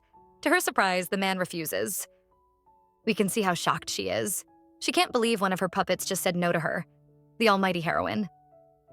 Poor Klaus doesn't know what his innocent Florencia is thinking. He is trying to explain to her that he needs his powers so he can govern the country, but she isn't listening. All Florencia wants is for him to obey her every command. When she sees him looking shocked, she decides to stop. According to the story, the Crown Prince is a noble man who values the country's prosperity over everything. There is no way she can make him go against this. Now she keeps wondering if she made a mistake by using magical beasts to attack the people. But she will never let him know all this. She manipulates him by acting shy.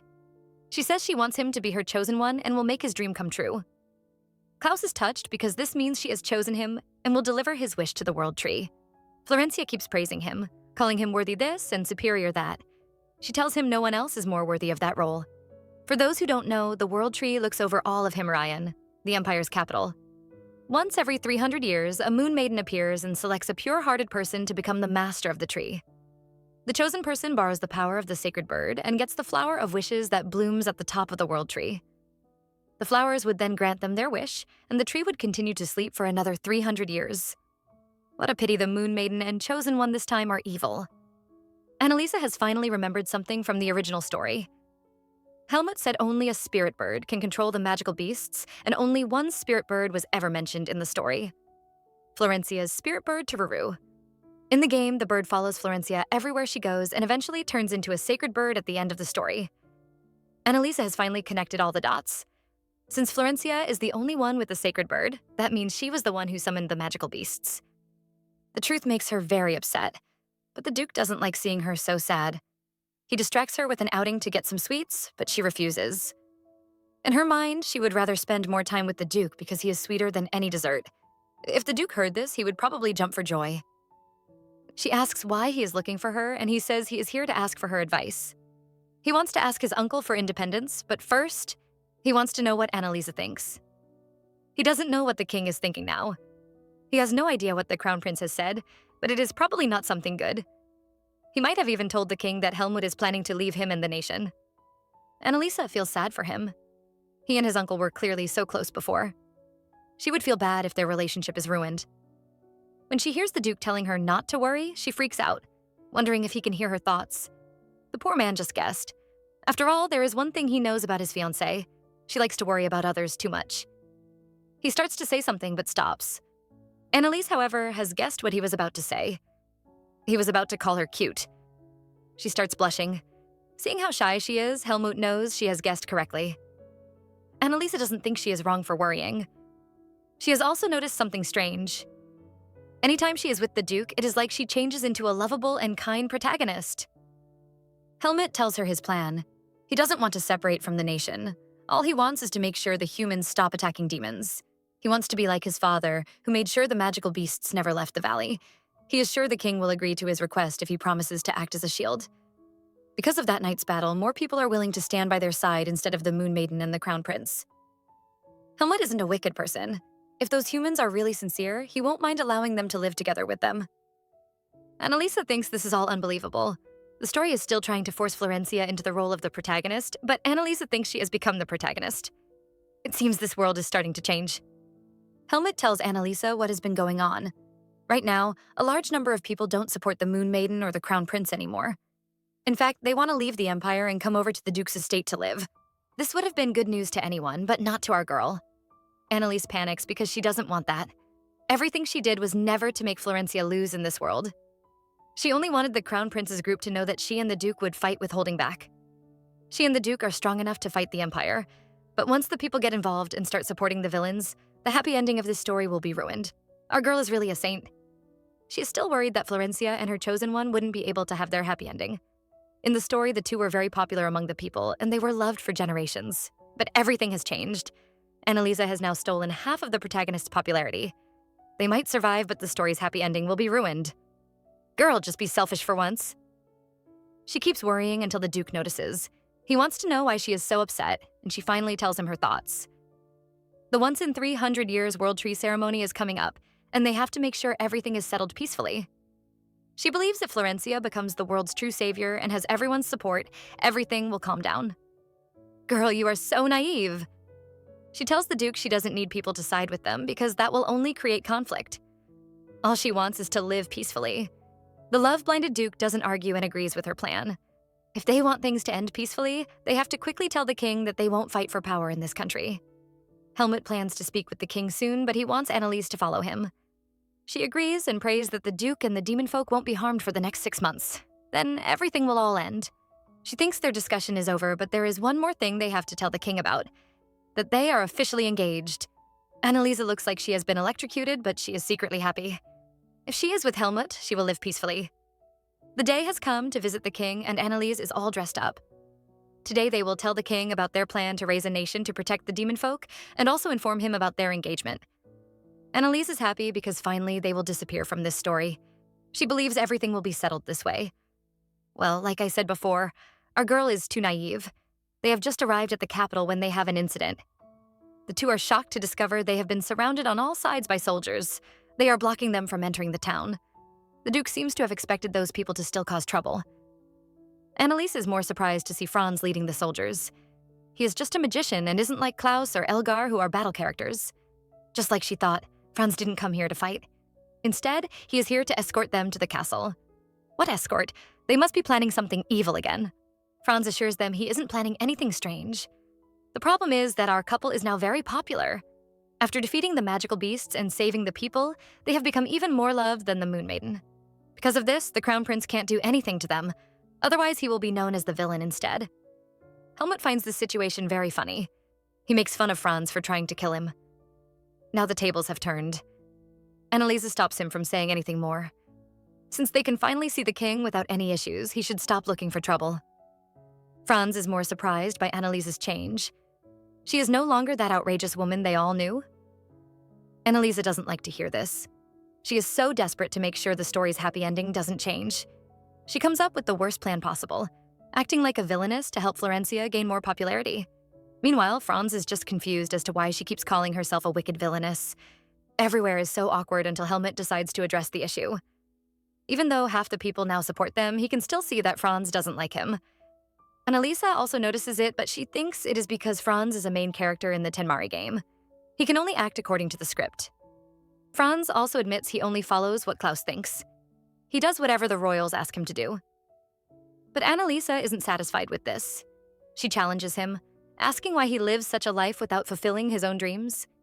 Everyone is shocked to hear her say this, but she just feels pity for the magician. In the game, all three men are Florencia's love interests. They can only wait for her to pick one of them and fulfill his wish. Franz was born into a poor family and was brought into the castle because of his magical talent. His dream is to teach magic to poor children and the sick, helping them to live better lives. Anaisa is so busy thinking. She doesn't know when she mentions Franz's dream, making him shocked. Our girl has made a mistake, but she covers it up by saying she knows everything as the villainess. She warns him never to oppose her. Franz imagines a big demon watching him from a fortune ball and is scared. She tells Helmut she overheard it at the capital. There is no way she can let anybody know that she knows the whole storyline. It will make her sound crazy. Unfortunately, it looks like Florencia will choose Klaus in this story. She tells Franz he will never be able to achieve his dream if he just remains the castle's magician. Seeing that her words affect him, she assures him she isn't trying to change anything. She ignores Franz and now has another idea, using her dark magic to cure illness. She tells the Duke her plan while Franz watches her. She looks really excited to use her magic for healing, but Franz doesn't trust her. He doesn't know if this is another plan by the villainess to deceive him. For some reason, something seems wrong. And when Anaisa has a little incident and he tries to help her, he realizes something. He is attracted to her. He keeps staring at her until Helmut pushes him away and warns him not to touch his fiancée. Now Anaisa has to coax this big demon. She tries to assure Franz the Duke isn't always like this. In fact, he is very kind. Forgive Franz, but this man looks very scary right now. He can't see the kindness Anaisa keeps talking about. For some reason, Anaisa tells Franz about their plans to create a new country for the demons. He is shocked because they all thought the two wanted to fight for power in the Empire. Anaisa tells him humans are also allowed to live in their country. She tries to persuade him to join them, reminding him the people in his hometown aren't living well. She offers to take in his people and provide them with food and schools, everything Franz has dreamed of. Franz can't understand why she is so kind. Right now, they are enemies, yet she is trying to help his people. Anaisa tells him her sincere wish, to make everyone's dream come true. Once they leave the magician, Helmut scolds her. She says she wants to act like villainess, but she can't even pretend for a minute. Our naive Anaisa thinks the Duke was also acting scary on purpose. He tells her it wasn't an act. He doesn't want another man touching her. The Duke seriously has to stop teasing Anaisa. One day her soul might really keep her body. She is so excited when she realizes the Duke was probably jealous. It is just like her games. She doesn't want him to worry, though. If it were someone she hated, she would act very rude, but she pities Franz. He isn't like the other nobles. He is a commoner, so she is sure he would understand their plan. Helmut isn't happy because she is being too nice and hugs her. The soldiers watching them can't take this PDA anymore and remind them they are in front of the king. They really shouldn't be doing this here. Franz is still bothered by what Anaisa said, and it becomes worse when a soldier stops him and tells him to quickly report to Klaus. He even yells at the poor soldier. He remembers Anaisa telling him his dream will never be fulfilled if he remains the castle's magician. He knows she isn't lying. The World Tree can only grant one person's wish, and everyone can see the Moon Maiden is going to choose Klaus. After all, he is the Crown Prince. Klaus tries to convince himself Florencia is choosing right. The Crown Prince's dream must surely be more important than his own. But he looks very sad. Ah, poor baby. All he wants is to fulfill his dream, which Anaisa has promised him. He is really confused, but wants to believe her. Over at the king's side, Helmut and Anaisa have arrived. Except the king isn't alone. Standing beside him is Elgar. Our couple have barely stepped in when Elgar draws his sword on them. He tells them they might be the king's relatives, but right now they are dangerous people suspected of treason. If they do anything suspicious, he will attack them to protect the king and his nation. Boy, the Duke looks like he is about to eat you up. Elgar doesn't notice and keeps talking. He even accuses them of trying to oppose the country. Apparently, he is using the words Anaisa said against her. Our poor girl is wrongly accused. She tells him she wasn't trying to oppose the whole empire. She was only trying to stop them from labeling the Duke as the bad guy. The king finds their arguing funny and tells Elgar to stop. He reminds him Helmut is still his nephew. Anaisa stares at the Duke in wonder. This is the first time she is seeing the Emperor of the Aram Empire. The people all praise him for being gentle. There has never been a war since he became king, and he even cares deeply for his sister's son. The king mentions the rumors that have been spreading around the capital and how popular our two have become. They can even defeat a magical beast that would take a whole army to kill. Helmut knows this is dangerous. Having power greater than a whole army will make them a threat. So he tells the king there are also many people who oppose them. The king doesn't care about all that. He is just happy to see that his nephew has improved and is no more that cold and unfeeling ice block. He thanks Anaisa for helping the Duke and even invites her to visit him. The Duke seems sad to disappoint his uncle, but he has no choice. He tells him about his engagement with Anaisa, but before the king can rejoice, he announces that he wants to leave the country. All he wants is just the territory surrounding his castle. The king absolutely refuses to let that happen. He doesn't believe his nephew will be willing to throw away his title of Duke. He reminds him they are all one family, so they should live together and support one another. His kind appearance is already making Anaisa doubt herself. She starts to rethink their decision, even planning to stop and find another way. I don't think the king is so kind. He says Helmut is only feeling ashamed because he is a half-demon. He tells the Duke he has finally proved his usefulness to the country. Now he can have any position he wants in the empire. He even offers to make him a general. The king tries to convince Helmut to take the position and stop hiding. Only when he is helping the people will the citizens be able to accept him. He reminds him he is human and should be more confident as the king's nephew. Anaisa finally realizes something is wrong.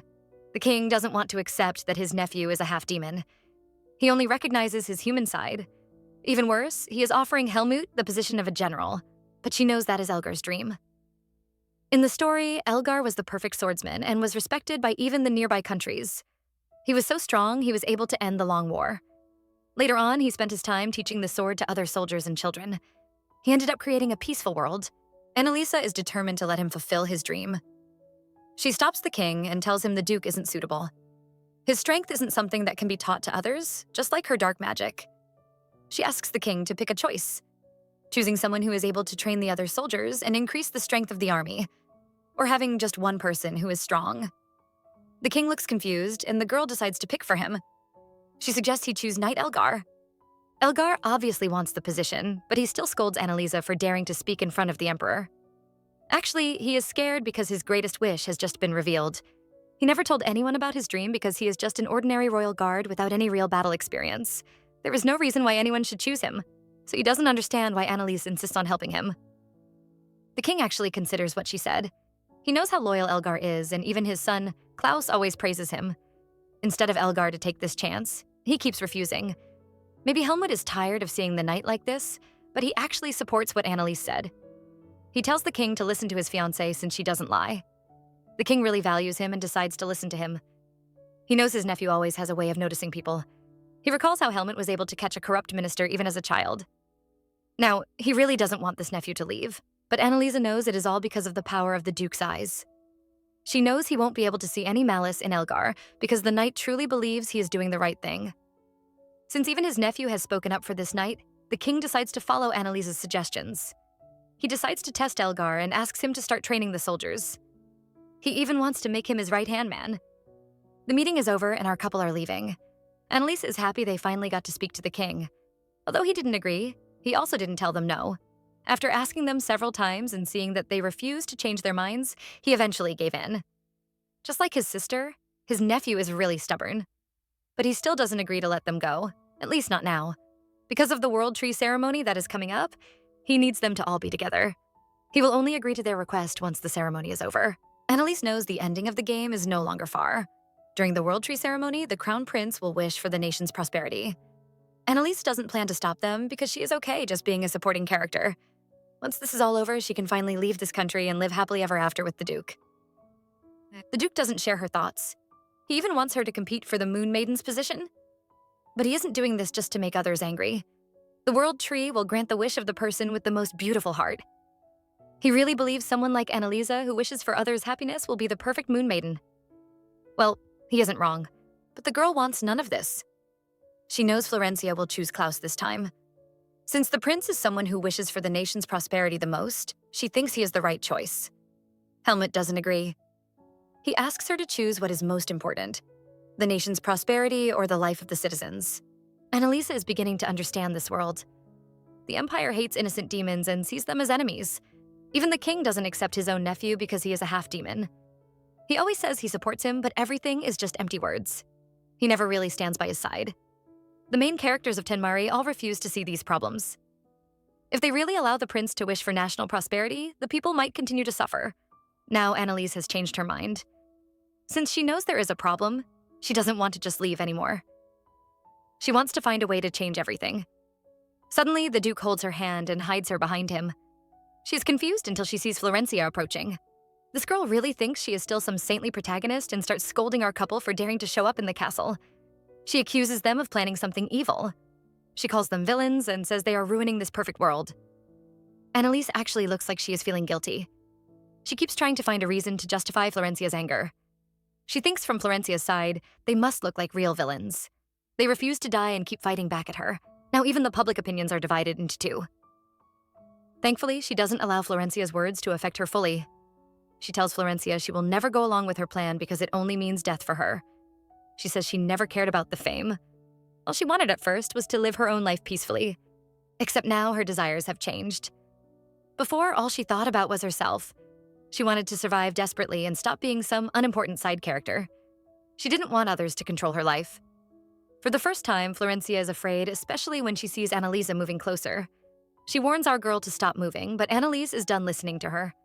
She tells Florencia anyone would think like her because everyone wants to be happy.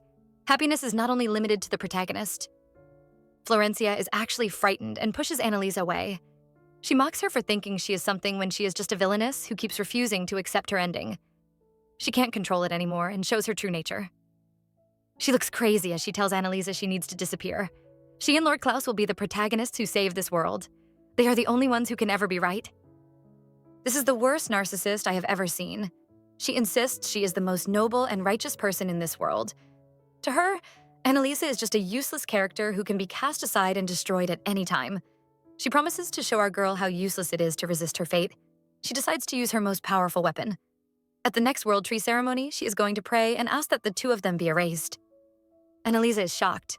She never expected Florencia to use her powers like this. The World Tree's power is absolute. No matter what your wish is, it is able to grant it. If the Moon Maiden really prays for it, they might actually disappear. Our girl knows she can't show weakness and tells her rival it won't change anything. If she decides to change the wish, what will happen to Klaus's dream? The Moon Maiden is happy, thinking she has finally won them.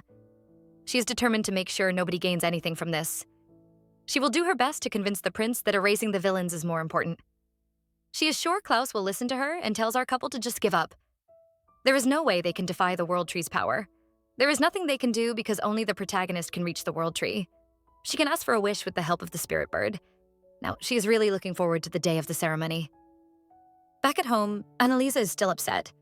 She can't believe Florencia would use her power to make them disappear, instead of using it for the world's sake. Helmut isn't worried, however.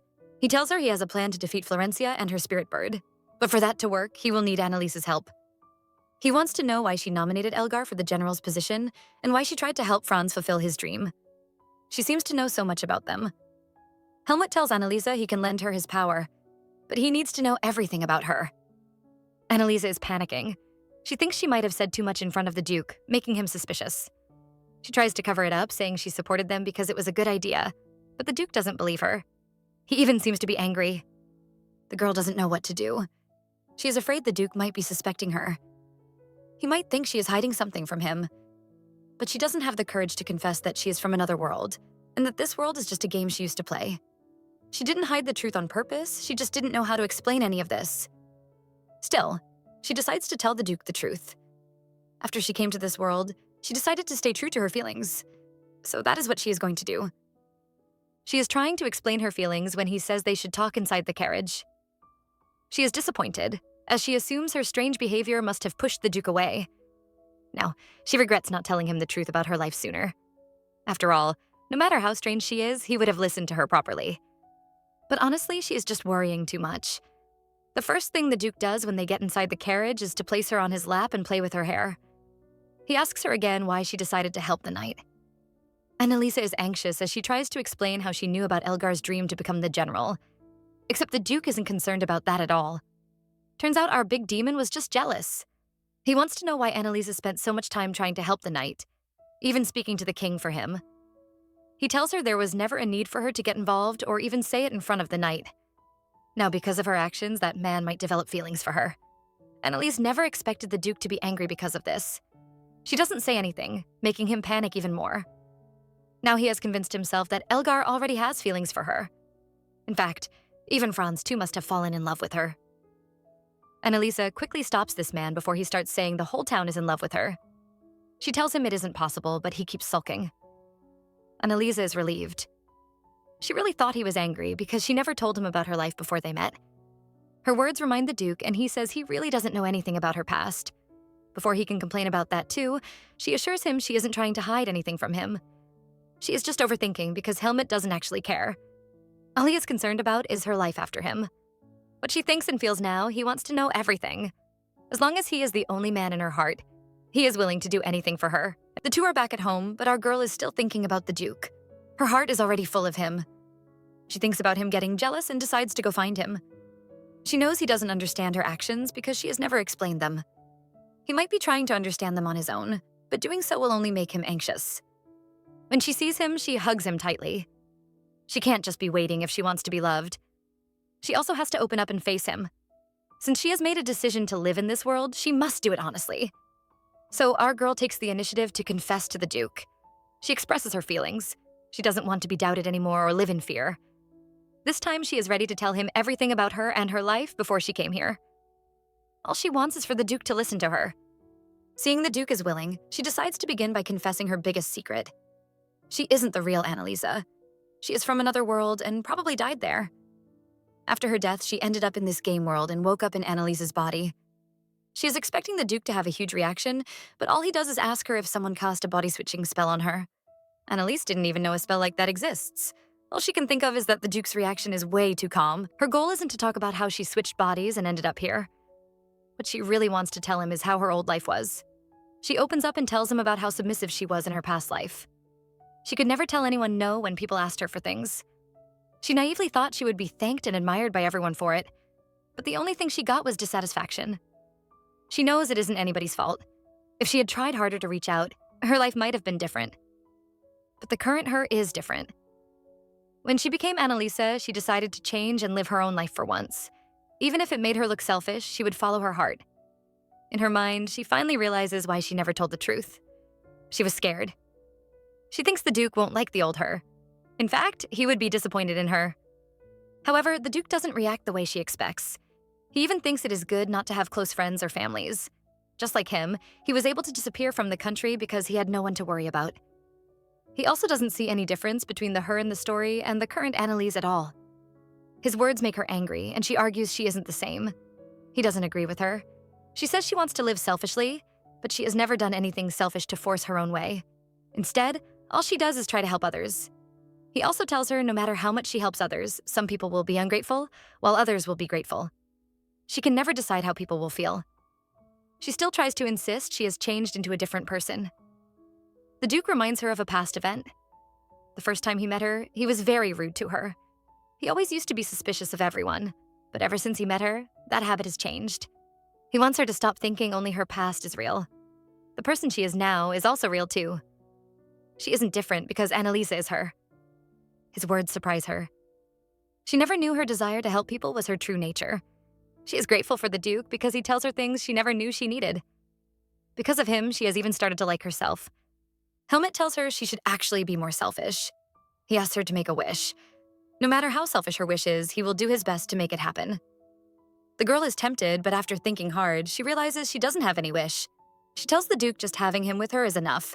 She really knows how to mess with his heart. She always says things to tease him. He has a wish, and she promises to fulfill it for him no matter what he asks. Unfortunately, girl, you just entered a trap. Starts blushing when she sees how suggestive he becomes. She warns him. She will only do it as long as it is within her ability. Well, it is within her ability, all right. His wish is that she shouldn't speak to other men. Anaisa freaks out and tells him that is a childish wish. Besides, it is very inconvenient. Imagine her trying to speak to Eruto and Shulart using strange symbols. She assures him he doesn't have any reason to worry about that, because there is no longer any meaning in talking to other men.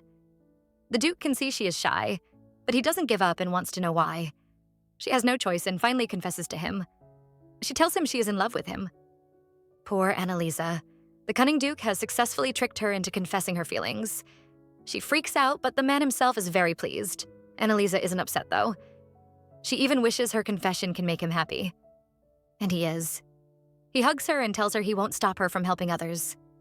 As long as she doesn't give them the wrong idea and make them think she likes them, he is okay with it. She agrees and even holds him closer as she tells him he is the only person she will dote on. He is the only special man to her. She even takes the initiative to kiss him. The Duke has successfully been seduced. He assures her she is also everything he needs, so she must never leave him. He tells her the moon might be the source of his demonic power, but she is his light who brought him out of darkness. To him, she is the real moon maiden. These two are so sweet, and Anaisa is really happy. Florencia might be the heroine of this twisted world, but to the Duke, his fiancée is his only heroine. Finally, things are getting steamy between the two. They keep kissing and head to the bedroom. It might finally be time for them to do some non-child-friendly things. Sorry to disappoint, but this is a child-friendly novel. The two only enjoy the warmth of each other's bodies. Annalise is happy to be with a man who cherishes her and who she loves very much. She always said she didn't need anything because what she needs the most is right here in her arms. Her previous self had only one wish: to be loved, and this world has made all her dreams come true. Since this world has given her what she wants, she also wants to give back to it. Helmut still believes she switched bodies because someone cast a spell on her.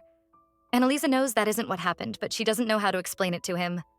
She doesn't even understand it herself. Since she can't explain it, Helmut believes he is correct. He wants to know who cast the spell, but she can't say because that person might not even exist. The Duke is worried, thinking of what would happen if the person decides to undo the spell. If that happens, she might disappear from this world. She is shocked, but he gives her a promise. If she really disappears, he will make sure to find her no matter where she is or who she looks like. Annalisa can't believe it. If the real Annalisa returns back to her body, she will disappear from this world and go back to her original world. Annalisa is in despair. Florencia plans to ask the World Tree to make them disappear.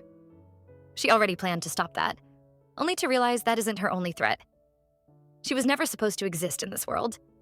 Even without the World Tree, she could disappear any day the real Annalise decides to return to her body. She is overthinking when the Duke suddenly holds her hand. He suggests they get a pair of rings after all their problems are solved. She agrees, but in her heart, she doesn't know if she will be able to remain in this world. She doesn't even know if this world will continue to exist after the game ends. A day has passed, but Annalisa is still worried about her future. Fortunately, Eruto spots her and decides to invite her for some fruit picking. This time, he isn't going to use his magic. Eruto wants her to come fruit picking with him after the World Tree ceremony ends. He plans to make her favorite fruit juice for her. Everyone keeps talking about life after the World Tree ceremony, but Annalisa doesn't know if she will be alive till then. Before now, she had indeed thought about what would happen if her life in this game world ends. Back then, everything was just like a dream that would soon end. She wanted to use this as an escape from her previous life. She was in this life to make up for her past regrets and build connections with people. At first, she just wanted to have fun, but then everything changed. Eruto looks back, but he is shocked to see her covering her face. He thinks she might have been injured, but she is actually crying. She has finally realized she wants more. She wants to have a future here and even stay here forever. Back then, she was scared of dying as a lonely person, but now she's even more scared of losing all this happiness. She is worried once this story has its happy ending, this world will come to an end. And even if there is a life after the game ending, she doesn't know if she will be part of it. She stops crying and tells Eruto not to tell the Duke. She is determined to do everything to make sure she continues living in this world with him. She will face all the hard battles to make this happen. Helmut is discussing with his butler, but the old man doesn't support his plan. It turns out the Duke is trying to replace the Moon Maiden. Shulart doesn't support this because the Moon Maiden was chosen at the Celestial Festival. If they try to replace her with Annalise now, it will cause more trouble. Shulart is worried this will just create more enemies for them. If they do this, they will just be proving their enemies right by playing the part of the villains. Well, the Duke doesn't care. He is even willing to support the Moon Maiden and her group by playing the role of a villain. For him, making Annalise the Moon Maiden is simple. The most important thing in the World Tree ceremony is the sacred bird. And they already have one by their side. After Eruto sees his mistress crying so hard, he is doing his best to cheer her up. He keeps offering her different food, hoping to make her happy. Annalise knows she has made the innocent child worried, so she quickly accepts the food. She is no longer upset because she has made up her mind to live no matter what. She isn't going to die or disappear. To make a new plan, she goes through the plot. In the original To Marry story, the heroine, Florencia, has just arrived in the capital when she is chosen as the once-in-300-year saint. She falls in love with 3 men, and on the day of the ceremony, she chooses one of them as the person with the purest heart. Every 300 years, the World Tree grants the wish of someone with a pure heart. But they can only gain the tree's recognition if the sacred bird assists them. The only person who can command the sacred bird is the saint. After that, the Moon Maiden and her chosen one must collect the flower of wishes that grow at the top of the World Tree.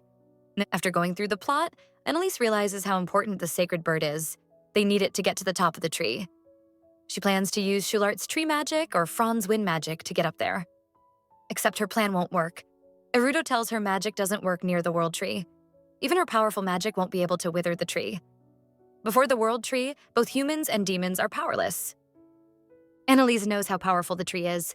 In this world, it can grant any wish no matter what it is. If Florencia really wishes for her and the Duke to disappear, there is nothing they can do to stop it. Annalisa comes up with another plan. If they aren't able to persuade Klaus or Florencia, then they will just have to steal the sacred bird from them. Over at Klaus's side, Florencia asks him what he would wish for. His wish is simple: to pray for the prosperity of the whole empire. He isn't praying only for the military or for more power. He really wants every citizen and commoner to have a good life. Unfortunately, his partner, Florencia, doesn't care about the commoners. The only thing she can think of is her plan. She tries to convince Klaus that for the whole empire to thrive, they need to get rid of Annalisa and Duke Helmet. She tells him the Duke decided to join forces with the wicked Annalisa just so they can fight him. She calls them traitors and tells Klaus they have to protect the empire's honor. Letting Annalisa and Helmet live freely is insulting the empire. She tries to brainwash Klaus into thinking his wish isn't important enough. They can make sure his dream comes through, but the most important thing is to ask the World Tree to destroy both of them. Klaus is shocked and wants to argue, but she stops him. She brainwashes him into believing the only way to get the people to love and praise the royal family is by destroying those 2 threats. She tries to make him believe destroying those 2 is the same as his wish. Unfortunately for Florencia, someone has heard all about her evil plan, and it is none other than Franz, one of her love interests. The magician can't believe the girl he thought was innocent is willing to use the empire's only wish to make 2 people disappear. She has totally destroyed her innocent image. Now the 2 sides are really in a battle. Want to know what happens next? Comment part 3 below. Until next time, ciao!